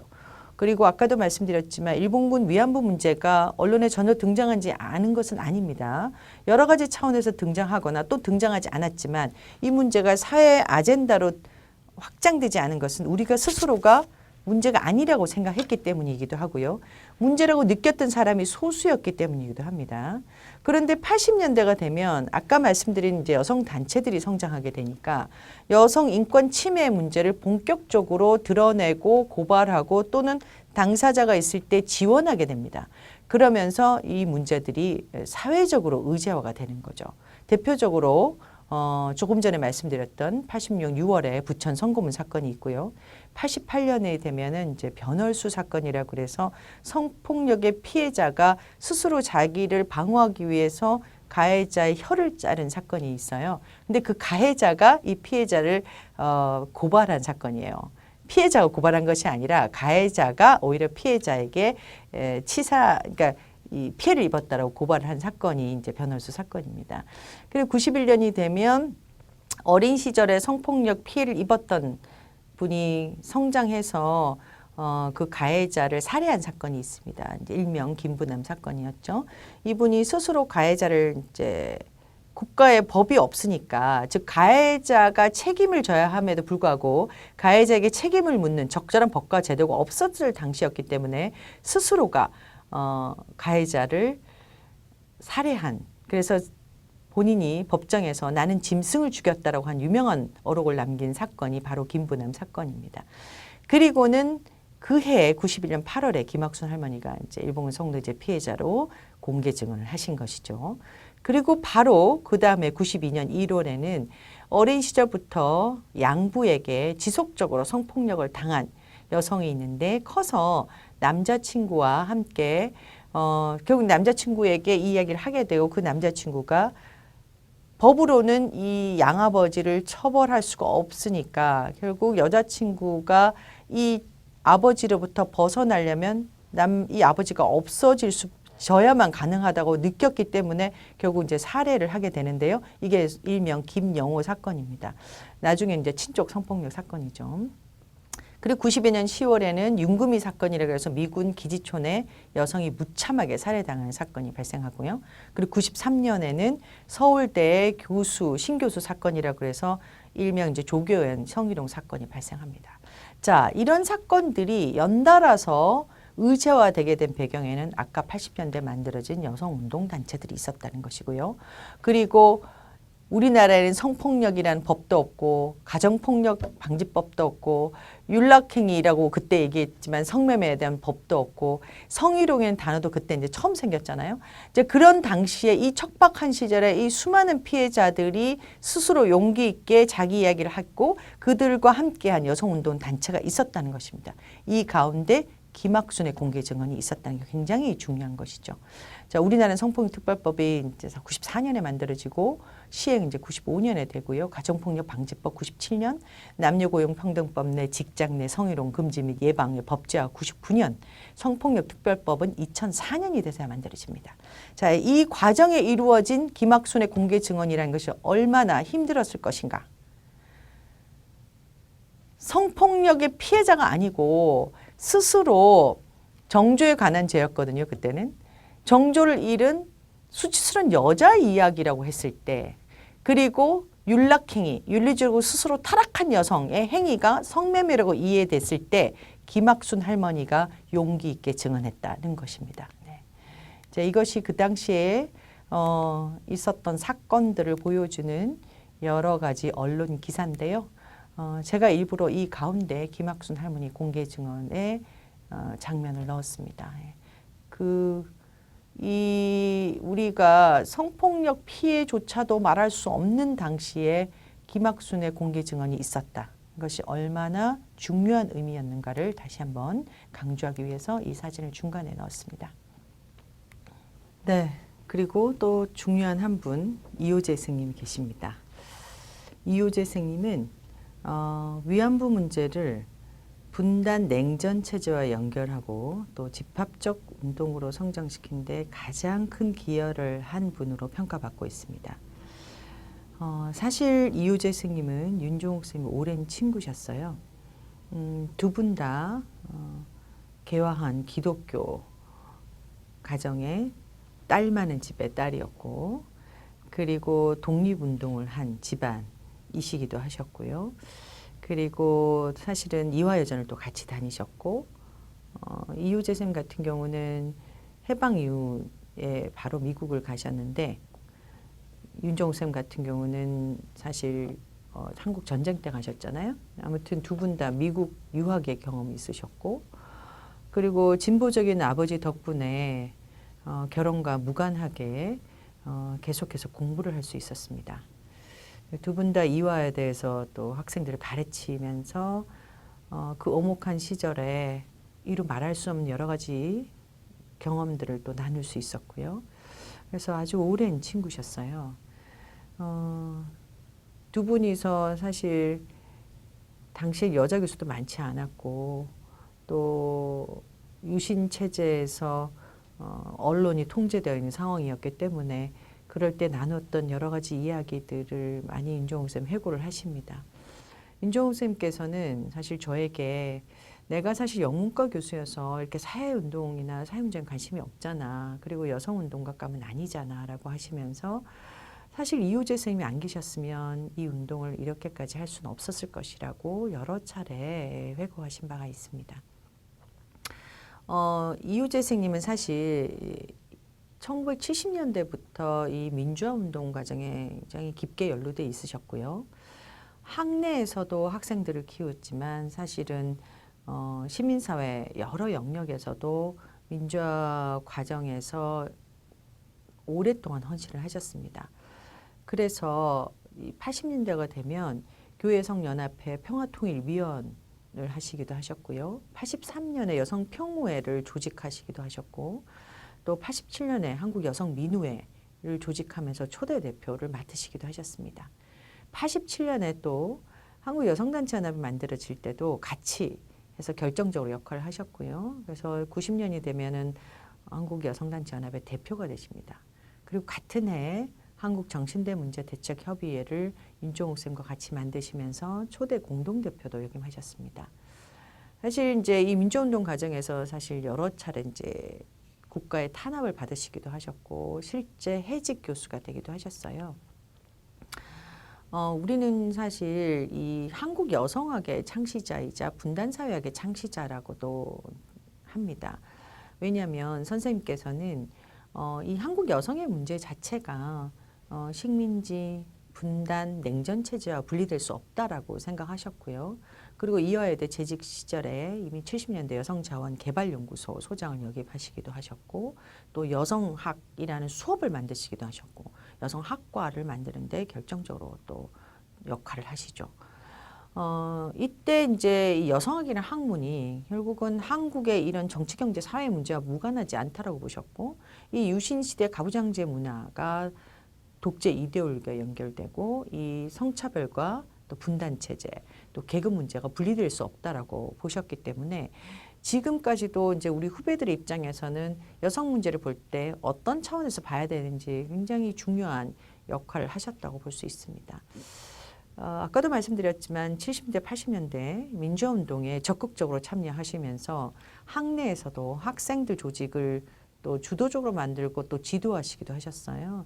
그 당시 이제 세월이라는 이화여대 학생 조직이 있었는데 이 세월의 지도 교수를 하시면서 굉장히 많은 한국 여성 인재를 길러내셨습니다. 일본군 위안부 문제뿐만 아니라 성폭력이나 가정폭력 문제에서 시민사회 또는 정치 영역 또는 학계까지도 아우르는 많은 여성 후배들을 길러내셨습니다. 이런 상황에서 이제 선생님께서는 이제 오랫동안 윤종옥 쌤과 친구셨기 때문에 위안부 문제를 접하셨을 거 아니에요. 네, 선생님께서 공식적으로 이 문제에 이제 개입하시면서 뭐라고 하셨냐면 여성의 인간적 주권 확립은 우리가 속한 민족의 주권 확립과 불가분의 관계에 있다라고 하시면서 여성 인권과 민족 자주를 회복하려는 시대적 과제로서 일본군 위안부 문제에 주목했다라고 하고 계십니다. 그래서 선생님은 사실 위안부 문제가 식민지 지배 당시 자행된 반인도적 범죄에 대한 책임이 청산되지 못한 데서 나타난 가장 상징적 문제라고 적확하게 지적하셨어요. 이미 80년대 후반, 90년대 초반에요. 그러니까 이 문제가 반인도적 범죄이다. 그리고 거기에 대한 책임은 일본 정부도 있지만 사실은 우리에게도 있다라고 말씀하시고 계시고요. 그래서 이 한국 내에서 우리 민족 스스로가 이 문제를 해결해야 될 책임도 강조하셨다는 점에서 지금까지 굉장히 큰 공명을 주는 말씀을 하셨습니다. 자, 사실 안타깝게도 작년에 이효재 선생님은 돌아가셨는데요. 굉장히 많은 후배들이 선생님이 남기신 유재를 받들고자 지금도 여러 각계각층에서 활동을 하고 있습니다. 이 자리를 빌어 다시 한번 고인의 명복을 빕니다. 자, 이제 그리고 이제 당사자들이 등장합니다. 앞에서 말씀드렸듯이 이 문제에 개인적인 책임의식을 느끼신 분들이 있었고 그리고 운동 차원에서 이 문제를 제기한 사람들이 있었고 그래서 결국은 이제 한국 정신대 문제 대책 협의회가 만들어지긴 했지만 피해 당사자가 있어야 운동이 결국은 지속성을 가지죠. 그리고 피해 당사자의 경험이 사회적으로 들려야만 이 문제를 기꺼이 자기 문제로 여기게 된 시민들이 성장하게 됩니다. 예를 들어 가정폭력 상담소를 만들었는데 가정폭력 피해자가 없다. 성폭력 관련한 단체를 만들었는데 성폭력 당사자가 없다. 그 운동이 지속되기 어렵죠. 그렇게 해서 이제 고민을 했겠죠. 그리고 아까도 말씀드렸지만 이 문제가 침묵당한 그 배경이 너무나도 복잡하잖아요. 그리고 벽도 두껍고 당사자가 있다는 건 우리는 알고는 있습니다. 그렇지만 그 당사자가 실제로 공식적 차원에서 등장하지 않을 때 결국 이 운동을 어떻게 해야 될 것인가라고 고민했겠죠. 많은 사람들이. 이때 마침내 이제 당사자가 등장하게 됩니다. 최초의 공개 증언자 김학순이죠. 김학수는 1924년 10월 20일에 태어나셨고요. 안타깝게도 이제 공개 증언이 오래돼 살지는 못하셨습니다. 건강이 안 좋으셔서 97년에 돌아가셨는데요. 만주에 태어나시고 중국에서 사실은 일본군에게 강간을 당하고 위안소에 끌려가십니다. 구사일생으로 빠져나오게 되고요. 그 빠져나오는데 도움을 준 이제 중국에 있는 조선인과 사실은 결혼해서 사시기도 하셨지만 결국 나중에 가족을 다 잃게 됩니다. 자, 이분이 이제 드디어 91년 8월에 등장하시게 되는데요. 등장하게 된 배경에는 조금 몇 가지 에피소드가 있습니다. 사실 이제 아까 이제 당사자가 없는 운동이 무슨 의미가 있냐라고 고민하고 있을 때 사실은 이 당사자들과 같은 연배인 사람들이 있죠. 강제징용당한 사람, 또 원폭 피해자였던 사람들 있잖아요. 근데 교회성연합회가 이 운동을 이제 이끌고 나가면서 이전에도 원폭 피해자 지원을 계속 했다고 말씀드렸었는데요. 이 원폭 피해자들을 통해서 당시에 갔던 이 위안부 여성들을 어떻게 연결되지 않을까라고 고민하게 됩니다. 그래서 마침 한 분이 우리 교회에 다니는 분 중에 자기에게 개인적으로 위안부로 끌려간 경험을 이야기한 사람이 있는데 가족도 없고 혼자 사시니 혹시 하실 수도 있다. 또 이분 성품이 워낙에 강단도 있으시고 용기가 있으시기 때문에 할 수도 있을 것 같다라는 이야기를 듣고 사실은 이분에게 연락을 취하게 됩니다. 그때 처음에 이제 이 교회성연합회 간사 역할을 하면서 위안부 운동을 하셨던 윤영희 쌤의 회고에 의하면 처음 만났을 때 김학순 할머니께서 자기는 이제 남편도 없고 자식도 없고 그러니까 걸릴 게 없으니까 말을 해도 된다라고 말씀하셨다고 해요. 그리고 하나님이 나를 지금까지 살려둔 거는 이걸 가지고 이제 앞으로 싸우라고 하신 건가 보다. 하늘의 뜻이다라고 말씀하셨다고 합니다. 그러니까 나는 언제든지 말할 수 있으니까 나에게 기회를 주면 내가 말하겠다라고 했다고 해요. 자, 그래서 김학순 할머니께서 정대협을 찾아오시게 됩니다. 1991년 7월 22일이죠. 그러니까 지금부터 한 30년 전입니다. 당시 67세였던 김학순이 정대협 사무실을 방문하게 되고요. 그리고 정대협에 활동하셨던 분들과 논의하여 8월 14일, 즉 광복절날 맞이해서 기자회견을 하자라고 결정을 하게 됩니다.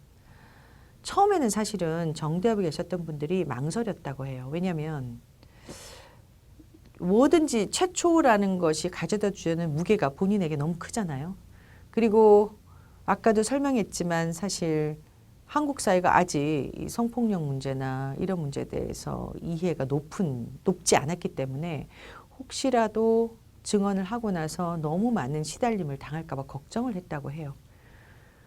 그럼에도 불구하고 김학순 할머니께서는 용기 있게 내가 나서겠다라고 하셨고 그래서 마침내 8월 14일로 기자회견 날짜가 정해지게 됩니다.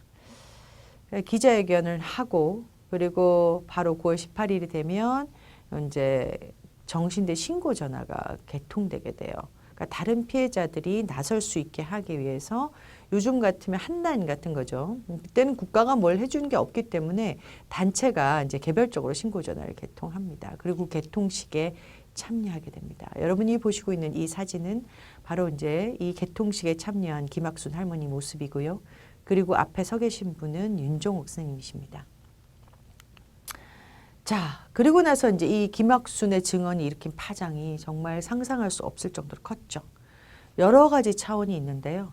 가장 큰 것은 결국 다른 피해자들을 일깨웠다는 것입니다. 대표적으로 이제 황금주 할머니 얘기를 좀 해볼게요. 황금주 할머니께서 이렇게 말씀하셨어요. 늘 억울한 심정으로 살았고 몇 번이고 이 일을 알리고 싶었지만 기회가 없었다. 그런데 작년 91년 11월에 밤 10시에 텔레비전에 김학순 씨가 나왔다. 나는 이 텔레비를 보고 김 씨의 전화번호로 전화를 해서 김 씨를 만났다. 김 씨가 용기를 주고 또 가르쳐 주어서 신고를 했다라고 합니다. 결국은 말하고 싶었지만 말할 수 없었던 많은 당사자들이 있었는데 그 용기 있는 피해자의 모습을 보고 자기도 용기를 얻어서 사회에 나가게 되었다라고 합니다. 자, 이건 국내에만 있은 게 아니고 사실은 해외에도 많은 피해자들이 등장했는데요. 대표적으로 네덜란드 출신의 인도네시아에 있었던 얀 루프 오헤른 씨가 있습니다. 얀 루프 오헤른도 이렇게 회고를 하고 있습니다. 50년 동안 이른바 위안부라고 불린 여성들, 우리는 모두 침묵했다. 우리에게 벌어졌던 일들을 우리는 매우 부끄러워했다. 우린 너무나도 스스로 더럽다고, 너무나도 끔찍하다고 느꼈다. 그런데 방에 앉아서 텔레비전을 보고 있는데 김학순을 보았다. 나도 위안부다 라고 하는 김학순의 모습을 보고 스스로 나도 위안부다. 나도 그녀를 도와야 한다 라는 생각이 들었다. 나는 그녀와 함께해야 된다고 생각했다. 왜냐하면 그녀는 이미 사실을 밝혔지만 세계는 그녀의 목소리를, 위안부 여성을 인식하지 못했기 때문이다. 바로 그때 나도 목소리를 내기로 결심했다 라고 말씀하셨습니다. 즉 김학순의 증언이 나왔지만 여전히 세계는 침묵 속에 있고 혹은 무지 속에 갇혀 있기 때문에 이 세계의 많은 사람들을 깨우기 위해서는 내가 나서야 됐다고 결심했다는 것이죠. 자, 이렇게 김학순의 증언은 수많은 여성들을 일깨웁니다. 일본군 위안부 피해자는 사실은 조선인 여성만 있은 게 아니라 인도네시아, 필리핀, 이 일본이 점령했거나 식민지화했던 수많은 지역의 여성들이 피해를 입었습니다. 그 여성들이 각국에서 자기의 고통을 드러내고 역사적 진실을 추구하기 위해서 세상에 나왔다는 것이죠. 그들이 그들의 경험으로 이 피해의 속성, 즉 피해가 무엇인지를 규명하는 데 나섰다는 것입니다.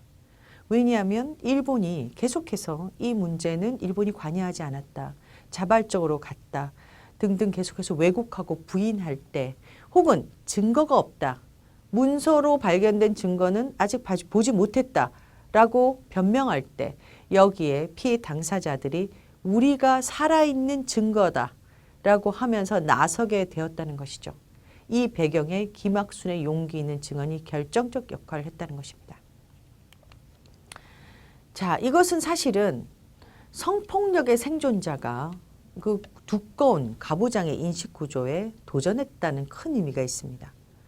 성폭력이 개인의 잘못이거나 정조에 관한 죄일 당시 이 문제는 사회 구조적인 것이다. 여성 개인의 잘못이 아니다. 심지어 여성의 수치도 여성이 부끄러워할 일도 아니며 혹은 내가 운이 나빠서 당한 것도 아니다라고 하는 여성 중심의 여성의 관점으로 이 문제를 보게 된 결정적인 계기가 됐다는 것이죠. 이 개인적 차원의 성폭력 문제가 결국은 구조적 차원의 문제로 연결되게 됐고요. 무엇보다 전시 성폭력, 분쟁화 성폭력 등의 개념으로 확대되는 데도 크게 기여하게 됩니다. 즉 어떤 특정한 시기에 혹은 특정한 공간에 어떤 굉장히 사악한 개인 남성에 의해서 발생한 예외적 사건이 아니고 이것은 그래서 남성의 자연스러운 성적 욕망 때문에 어쩔 수 없이 일어난 일도 아닌 결국 남성 지배적인 사회, 남성 우월주의 사회에서 여성에게 누구에게나 여성 누구에게나 일어날 수 있는 구조적 문제로 보는 시각이 비로소 한국 사회뿐만 아니라 세계에도 만들어지게 됐다는 것이죠. 그것이 오늘날 30년의 시공간을 지나서 미투 운동으로 확장되는 큰 배경이 됩니다.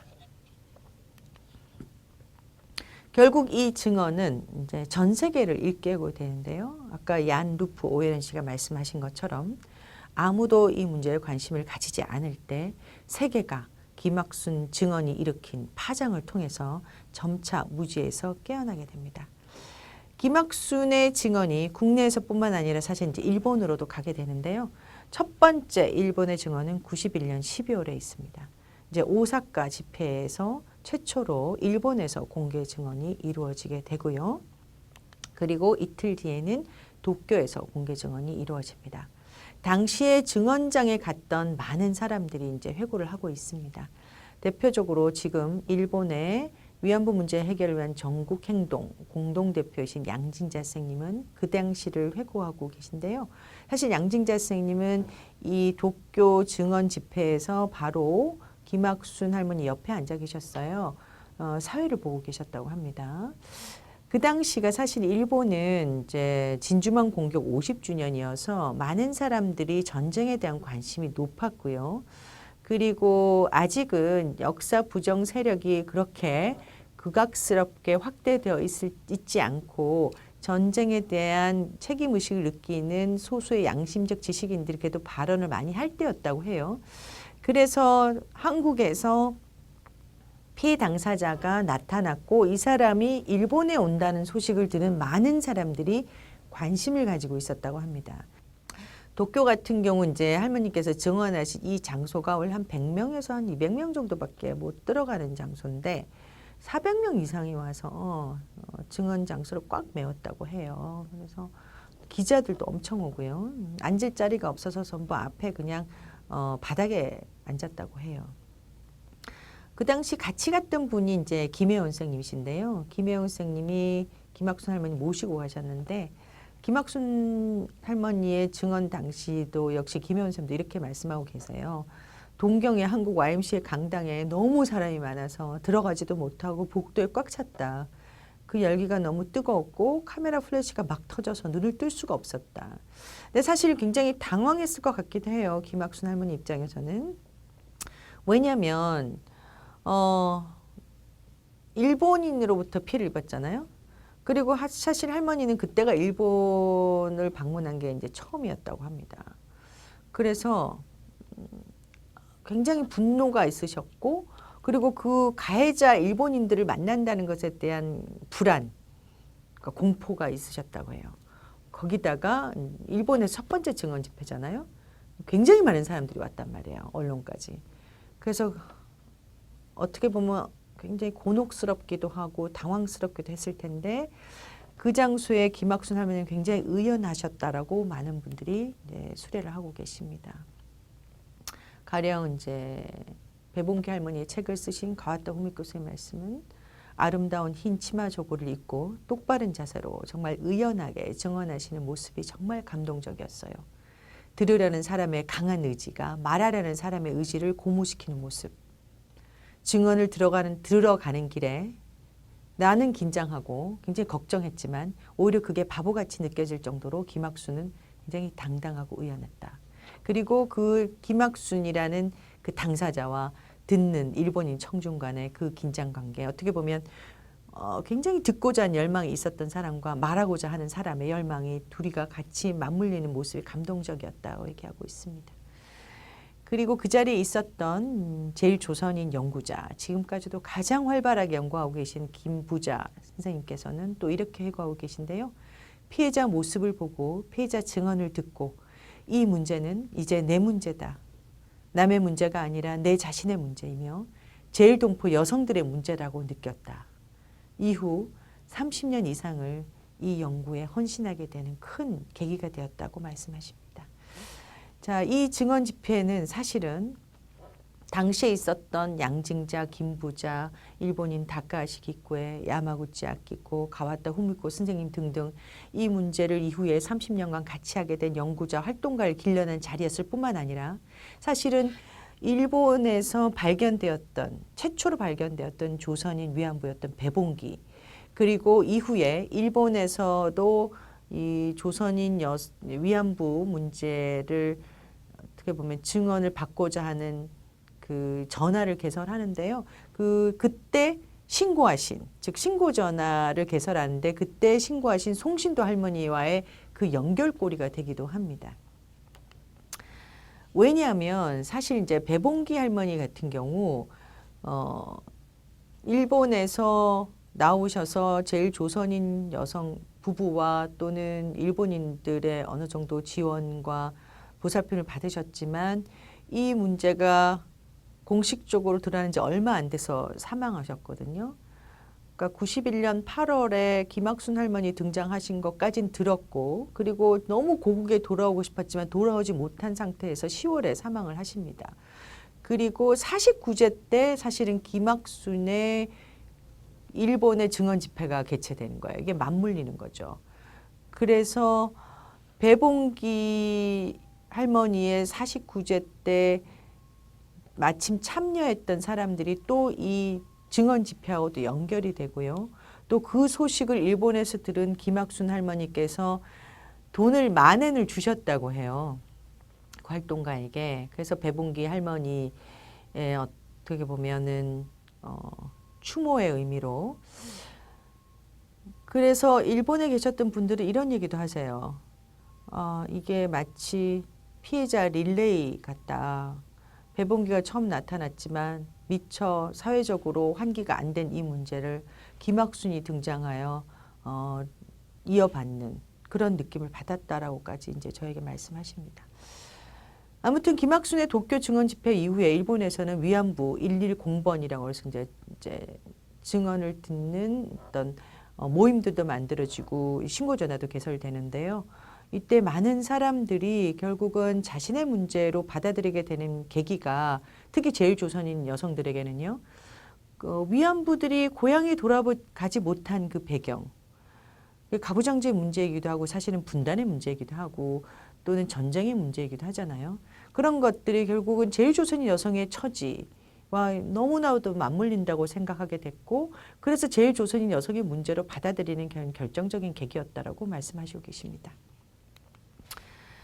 자, 그 다음에 또 하나가 이제 굉장히 중요한 의미가 있는데요.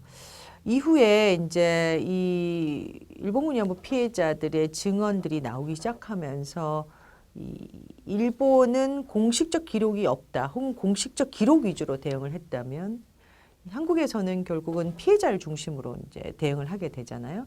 그래서 그들의 증언을 하나하나 듣고 모으고 기록하고 또는 이제 발간하는 작업을 하게 돼요. 이 과정은 어떻게 보면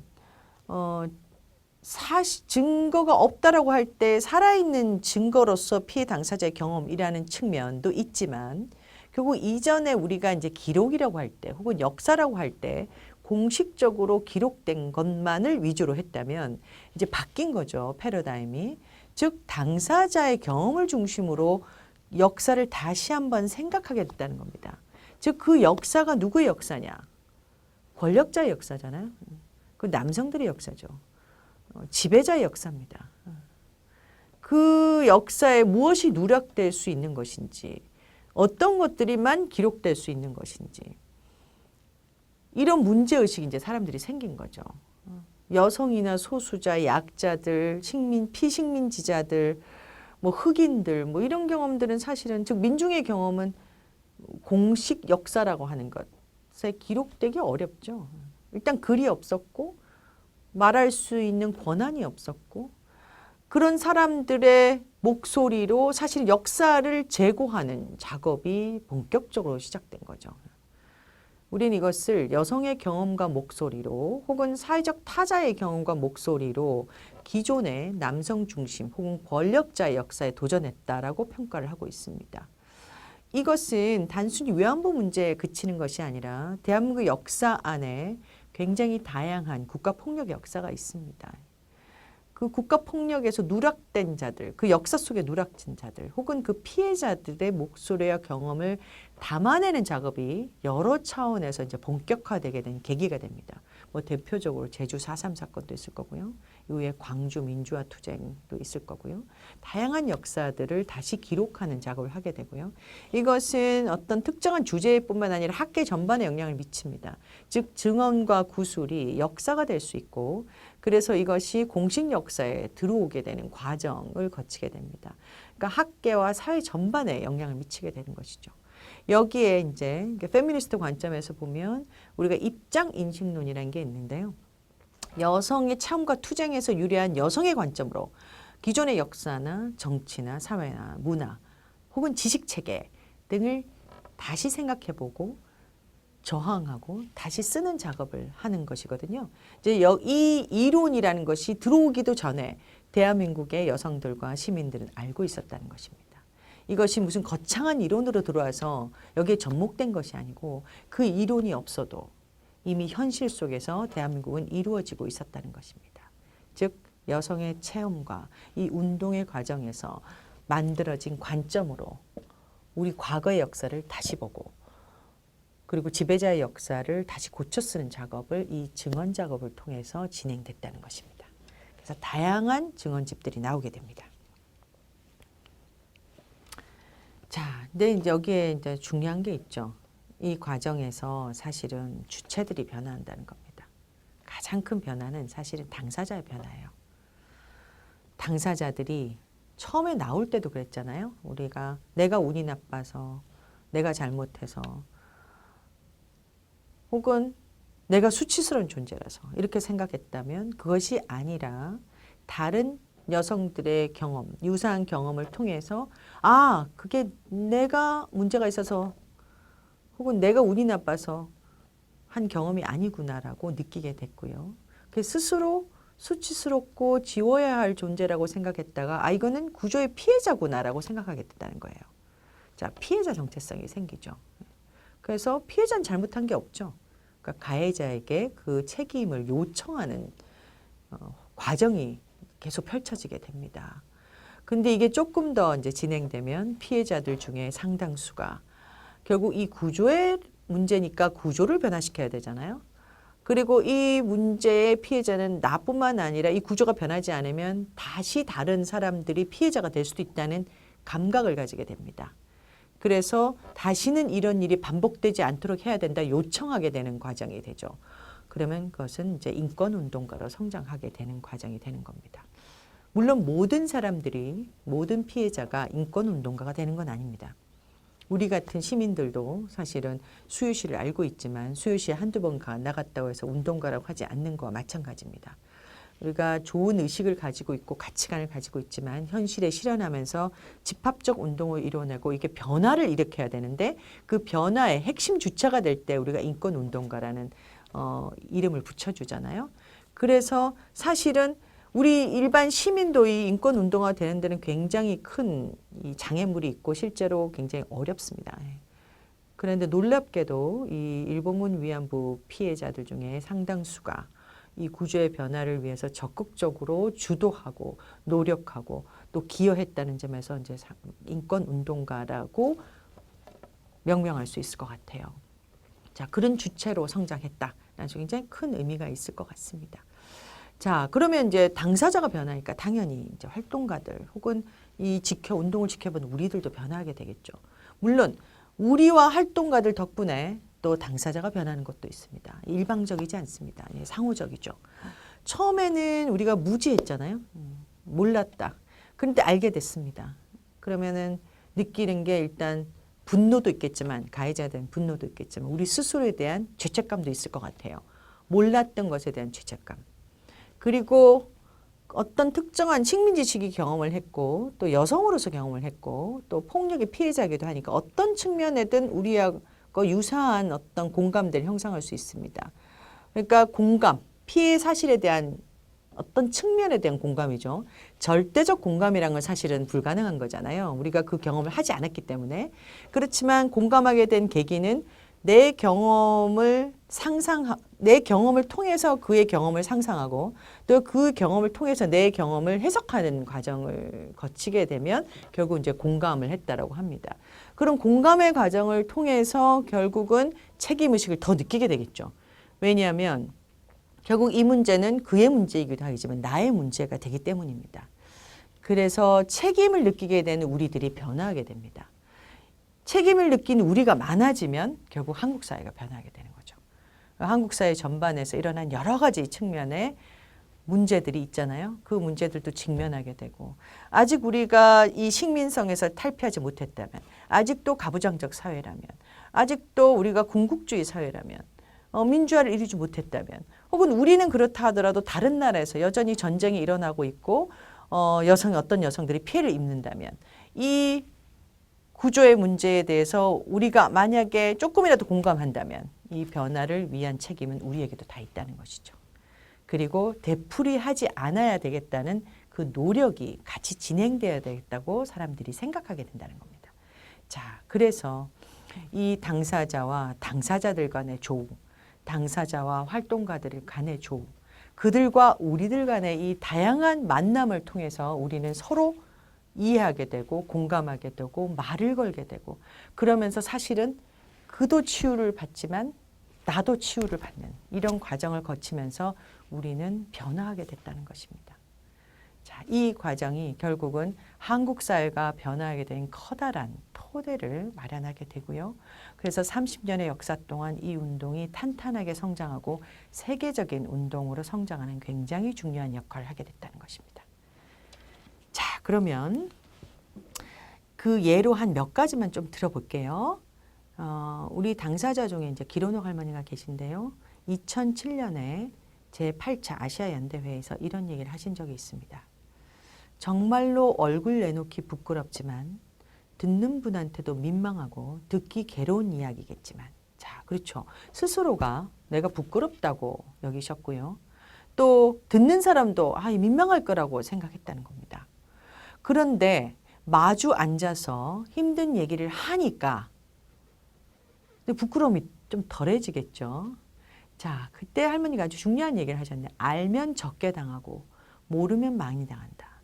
즉 우리가 무지하면 계속해서 이런 일은 반복된다는 거죠. 그러니까 우리같이 당하지 말라고 누가? 우리 다음 세대가. 이 문제를 정확하게 이해하고 또 반복하지 않도록 노력해야만 우리 다음 세대가 유사한 일을 당하지 않겠죠. 그런 노력을 해야 된다라고 말씀하고 계십니다. 그 아픈 이야기를 하고 싶어서 하는 게 아니라 왜냐하면 우리가 이렇잖아요. 과거에 있었던 고통스러운 경험을 누구나 다 가지고 있습니다. 우리 개인은. 그런 얘기를 남하고 함부로 하지 않죠. 왜냐하면 그 얘기를 할 때 그 고통의 경험이 다시 전달되기 때문이에요. 그래서 우리는 그냥 묻어두고 싶어 합니다. 그렇지만 피해 당사자는 그 아픈 얘기를 하고 싶어서 하는 게 아니라 고통스럽지만 다시는 우리같이 당하지 않고 후손에게는 전쟁이 없는 나라, 평화로운 세상이 될 수 있게 노력해달라고 호소하기 위해서 이 이야기를 한다라고 정확하게 우리에게 말씀하고 계셨습니다. 김복동 할머니도 2015년에 서울시 여성상을 이제 수상하시면서 이런 말씀을 하셨어요. 아직 일본군 위안부 문제가 해결되지 않아 착잡한 마음이 든다. 생존자들이 살아있을 때 일본 정부가 사죄하고 배상해야 된다. 왜? 아이들에게 평화로운 세상을 물려주고 싶기 때문에. 결국은 피해자들이 원했던 것은 직접적인 사죄와 배상이 다시는 이런 일을 반복하지 않겠다는 약속으로 이어져야 되는 것이고 그것이 다음 세대에게는 적어도 우리보다 나은 세상을 우리가 마련해 주고자 하는 그런 노력의 일환이었다는 것이죠. 김복동 할머니가 사실 굉장히 좋은 일 많이 하셨는데요. 2016년에 일본에 이제 대지진이 일어났을 때 주도하셔서 이제 모금 활동하셨어요. 그때도 정확하게 말씀하십니다. 이 문제가 우리가 흔히 이제 일본 위안 문제가 한일 간의 문제고 과거의 문제고 이런 얘기를 많이 하는데 그리고 마치 일본과의 갈등을 일으키는 중요한 어떤 장애물로 인식하지만 피해 당사자 할머니는 정확하게 이 문제의 본질을 알고 계셨어요. 우리는 일본 사람과 싸우고 있는 것이 아니다. 즉 일본 사람을 미워하는 것도 아니고 지금 현재 살아가고 있는 많은 사람들을 적으로 생각하는 것도 아니다라고 분명히 지적하고 계십니다. 피해를 입은 사람은 일본의 선량한 시민이죠. 이런 피해를 단지 보고만 있을 수 없다. 그러니 여러분 조금씩이라도 모금에 협력해 달라고 하시면서 직접 나서서 모금을 하시고 모금하신 금액을 피해자들에게 전달하셨습니다. 그런 과정을 통해서 사실 이제 활동가도 변했다고 말씀드렸잖아요. 김혜원 선생님이 처음에 이제 도쿄에 또 오사카에 김학순 할머니 모시고 가셨을 때를 회고하시면서 할머니 신세 타령도 듣고 할머니 과거 얘기도 들으면서 제일 처음에 느꼈던 생각이 한국에서의 그의 삶이 너무 애달파. 왜냐하면 본인도 한국에서 여성으로 살아가면서 경력이 단절되셨고 자신의 능력을 발휘하지 못하셨고 여러 가지 어떤 경험을 하셨을 거 아니에요. 그래서 한국에서 여성으로 살아가는 나의 삶도 너무 애달고 그의 삶도 너무 애달다는 것을 깨닫게 된다는 거예요. 이제 바로 이게 공명이고 공감이죠. 그러면서 할머니도 이해하게 되고 자기의 경험도 해석하게 되는 과정을 거칩니다. 윤종국 쌤도 이런 얘기를 하세요. 영문학을 하셨으니까. 그러니까 나는 이제 소설을 통해서 사람이 산다는 것이 무엇인지 알게 됐는데 진짜 내가 인간 사회라는 게 무엇인지 안 거는 할머니를 통해서다. 그러니까 내가 할머니들에게 무엇을 했다라고 말할 수 없어. 진짜 내 눈을 뜨게 해준 건 할머니들이다. 즉 할머니들이 나를 변화시켰다라고 회고하고 계십니다. 가왔다 우미꽃 쌤도 이런 얘기 하세요. 이제 배봉기, 송신도 할머니를 다 만나셨는데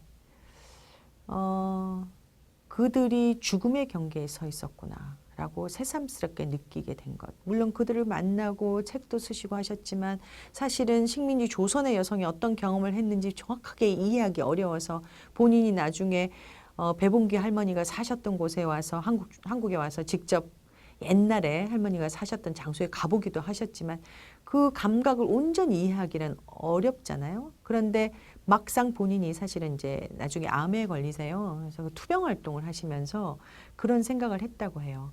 아, 정말 그런 세상을 살아오셨구나. 그 항상 죽음의 경계에서. 근데 그거를 이겨내셨잖아요. 그녀들이 가진 강력한 힘을 새삼 느끼면서 나도 이겨냈다라고 말씀하셨습니다. 그리고 야마구치 아키코생님은 다 늙어 죽을 때까지 절망하지 말고 열심히 해달라는 할머니들의 이야기를 저에게 전하시면서 저에게 마지막으로 하고 싶은 얘기 없으세요? 라고 제가 증언 마지막에 여쭤보니 당신도 우리가 다 늙어 죽어서 없어지더라도 늙어 죽을 때까지 절망하지 말고 이 문제가 해결될 때까지 열심히 해달라고 주문하셨습니다. 자, 이게 바로 자신이 느꼈던 그 공감의 감정을 우리에게도 전달하면서 이 문제 해결 운동의 책임을 전승한다고 저는 생각합니다. 그리고 오랫동안 이제 이 운동을 해오셨고 송신도 할머니와 함께 하셨던 양징자 일본 전국행동 대표님도 이렇게 말씀하세요. 사실은 본인도 이렇게 막 깊이 있게 연루되려고는 생각을 안 했고 오히려 초기에는 이렇게 아이도 있고 어리고 그래서 열심히 못했는데 가면 갈수록 이 문제에 깊이 있게 빠져들게 된 이유는 결국 책임이라는 얘기를 하셨어요. 송신도 할머니를 돌보면서 결국은 내가 몰랐던 것에 대한 책임, 즉 무지에 대한 책임, 만나면서 이 문제를 알게 된 책임, 그리고 할머니의 삶에 관여해버린 책임이 있다는 것을 알게 됐다고 합니다. 그래서 나는 이 운동을 안 할 수가 없다. 이 책임들을 계속 져야 된다라고 말씀을 하셨어요. 그리고 그 책임은 우리에게도 있다. 즉 지금 이 이야기를 듣는 우리 모두에게 사실은 전승이 된 것이라고 볼 수 있겠죠. 자, 이게 이제 양징자 쌤과 송신도 할머니가 다정하게 삶을 나누던 사진들입니다. 자, 이 책임들을 우리도 같이 느끼고 공감하면서 스스로가 지대 또 다음 세대에 어떻게 전승할 것인가를 고민했으면 하는 바람이 있습니다. 네, 그러면 오랜 시간 이야기를 나누었는데요. 자, 그러면 이 이야기를 들은 우리들의 책임, 또 확장된 우리들은 어떻게 서로 만나고 또 이야기를 나누면서 혹은 이 운동에 관여되면서 그 책임의식을 확장시켜 왔는가. 그것이 어떻게 또 운동의 동력이 됐는지 다음 시간에 만나서 이야기를 나누도록 하겠습니다. 자, 오랫동안 수고하셨습니다. 저는 다음 호로 다시 만나도록 하겠습니다. 감사합니다.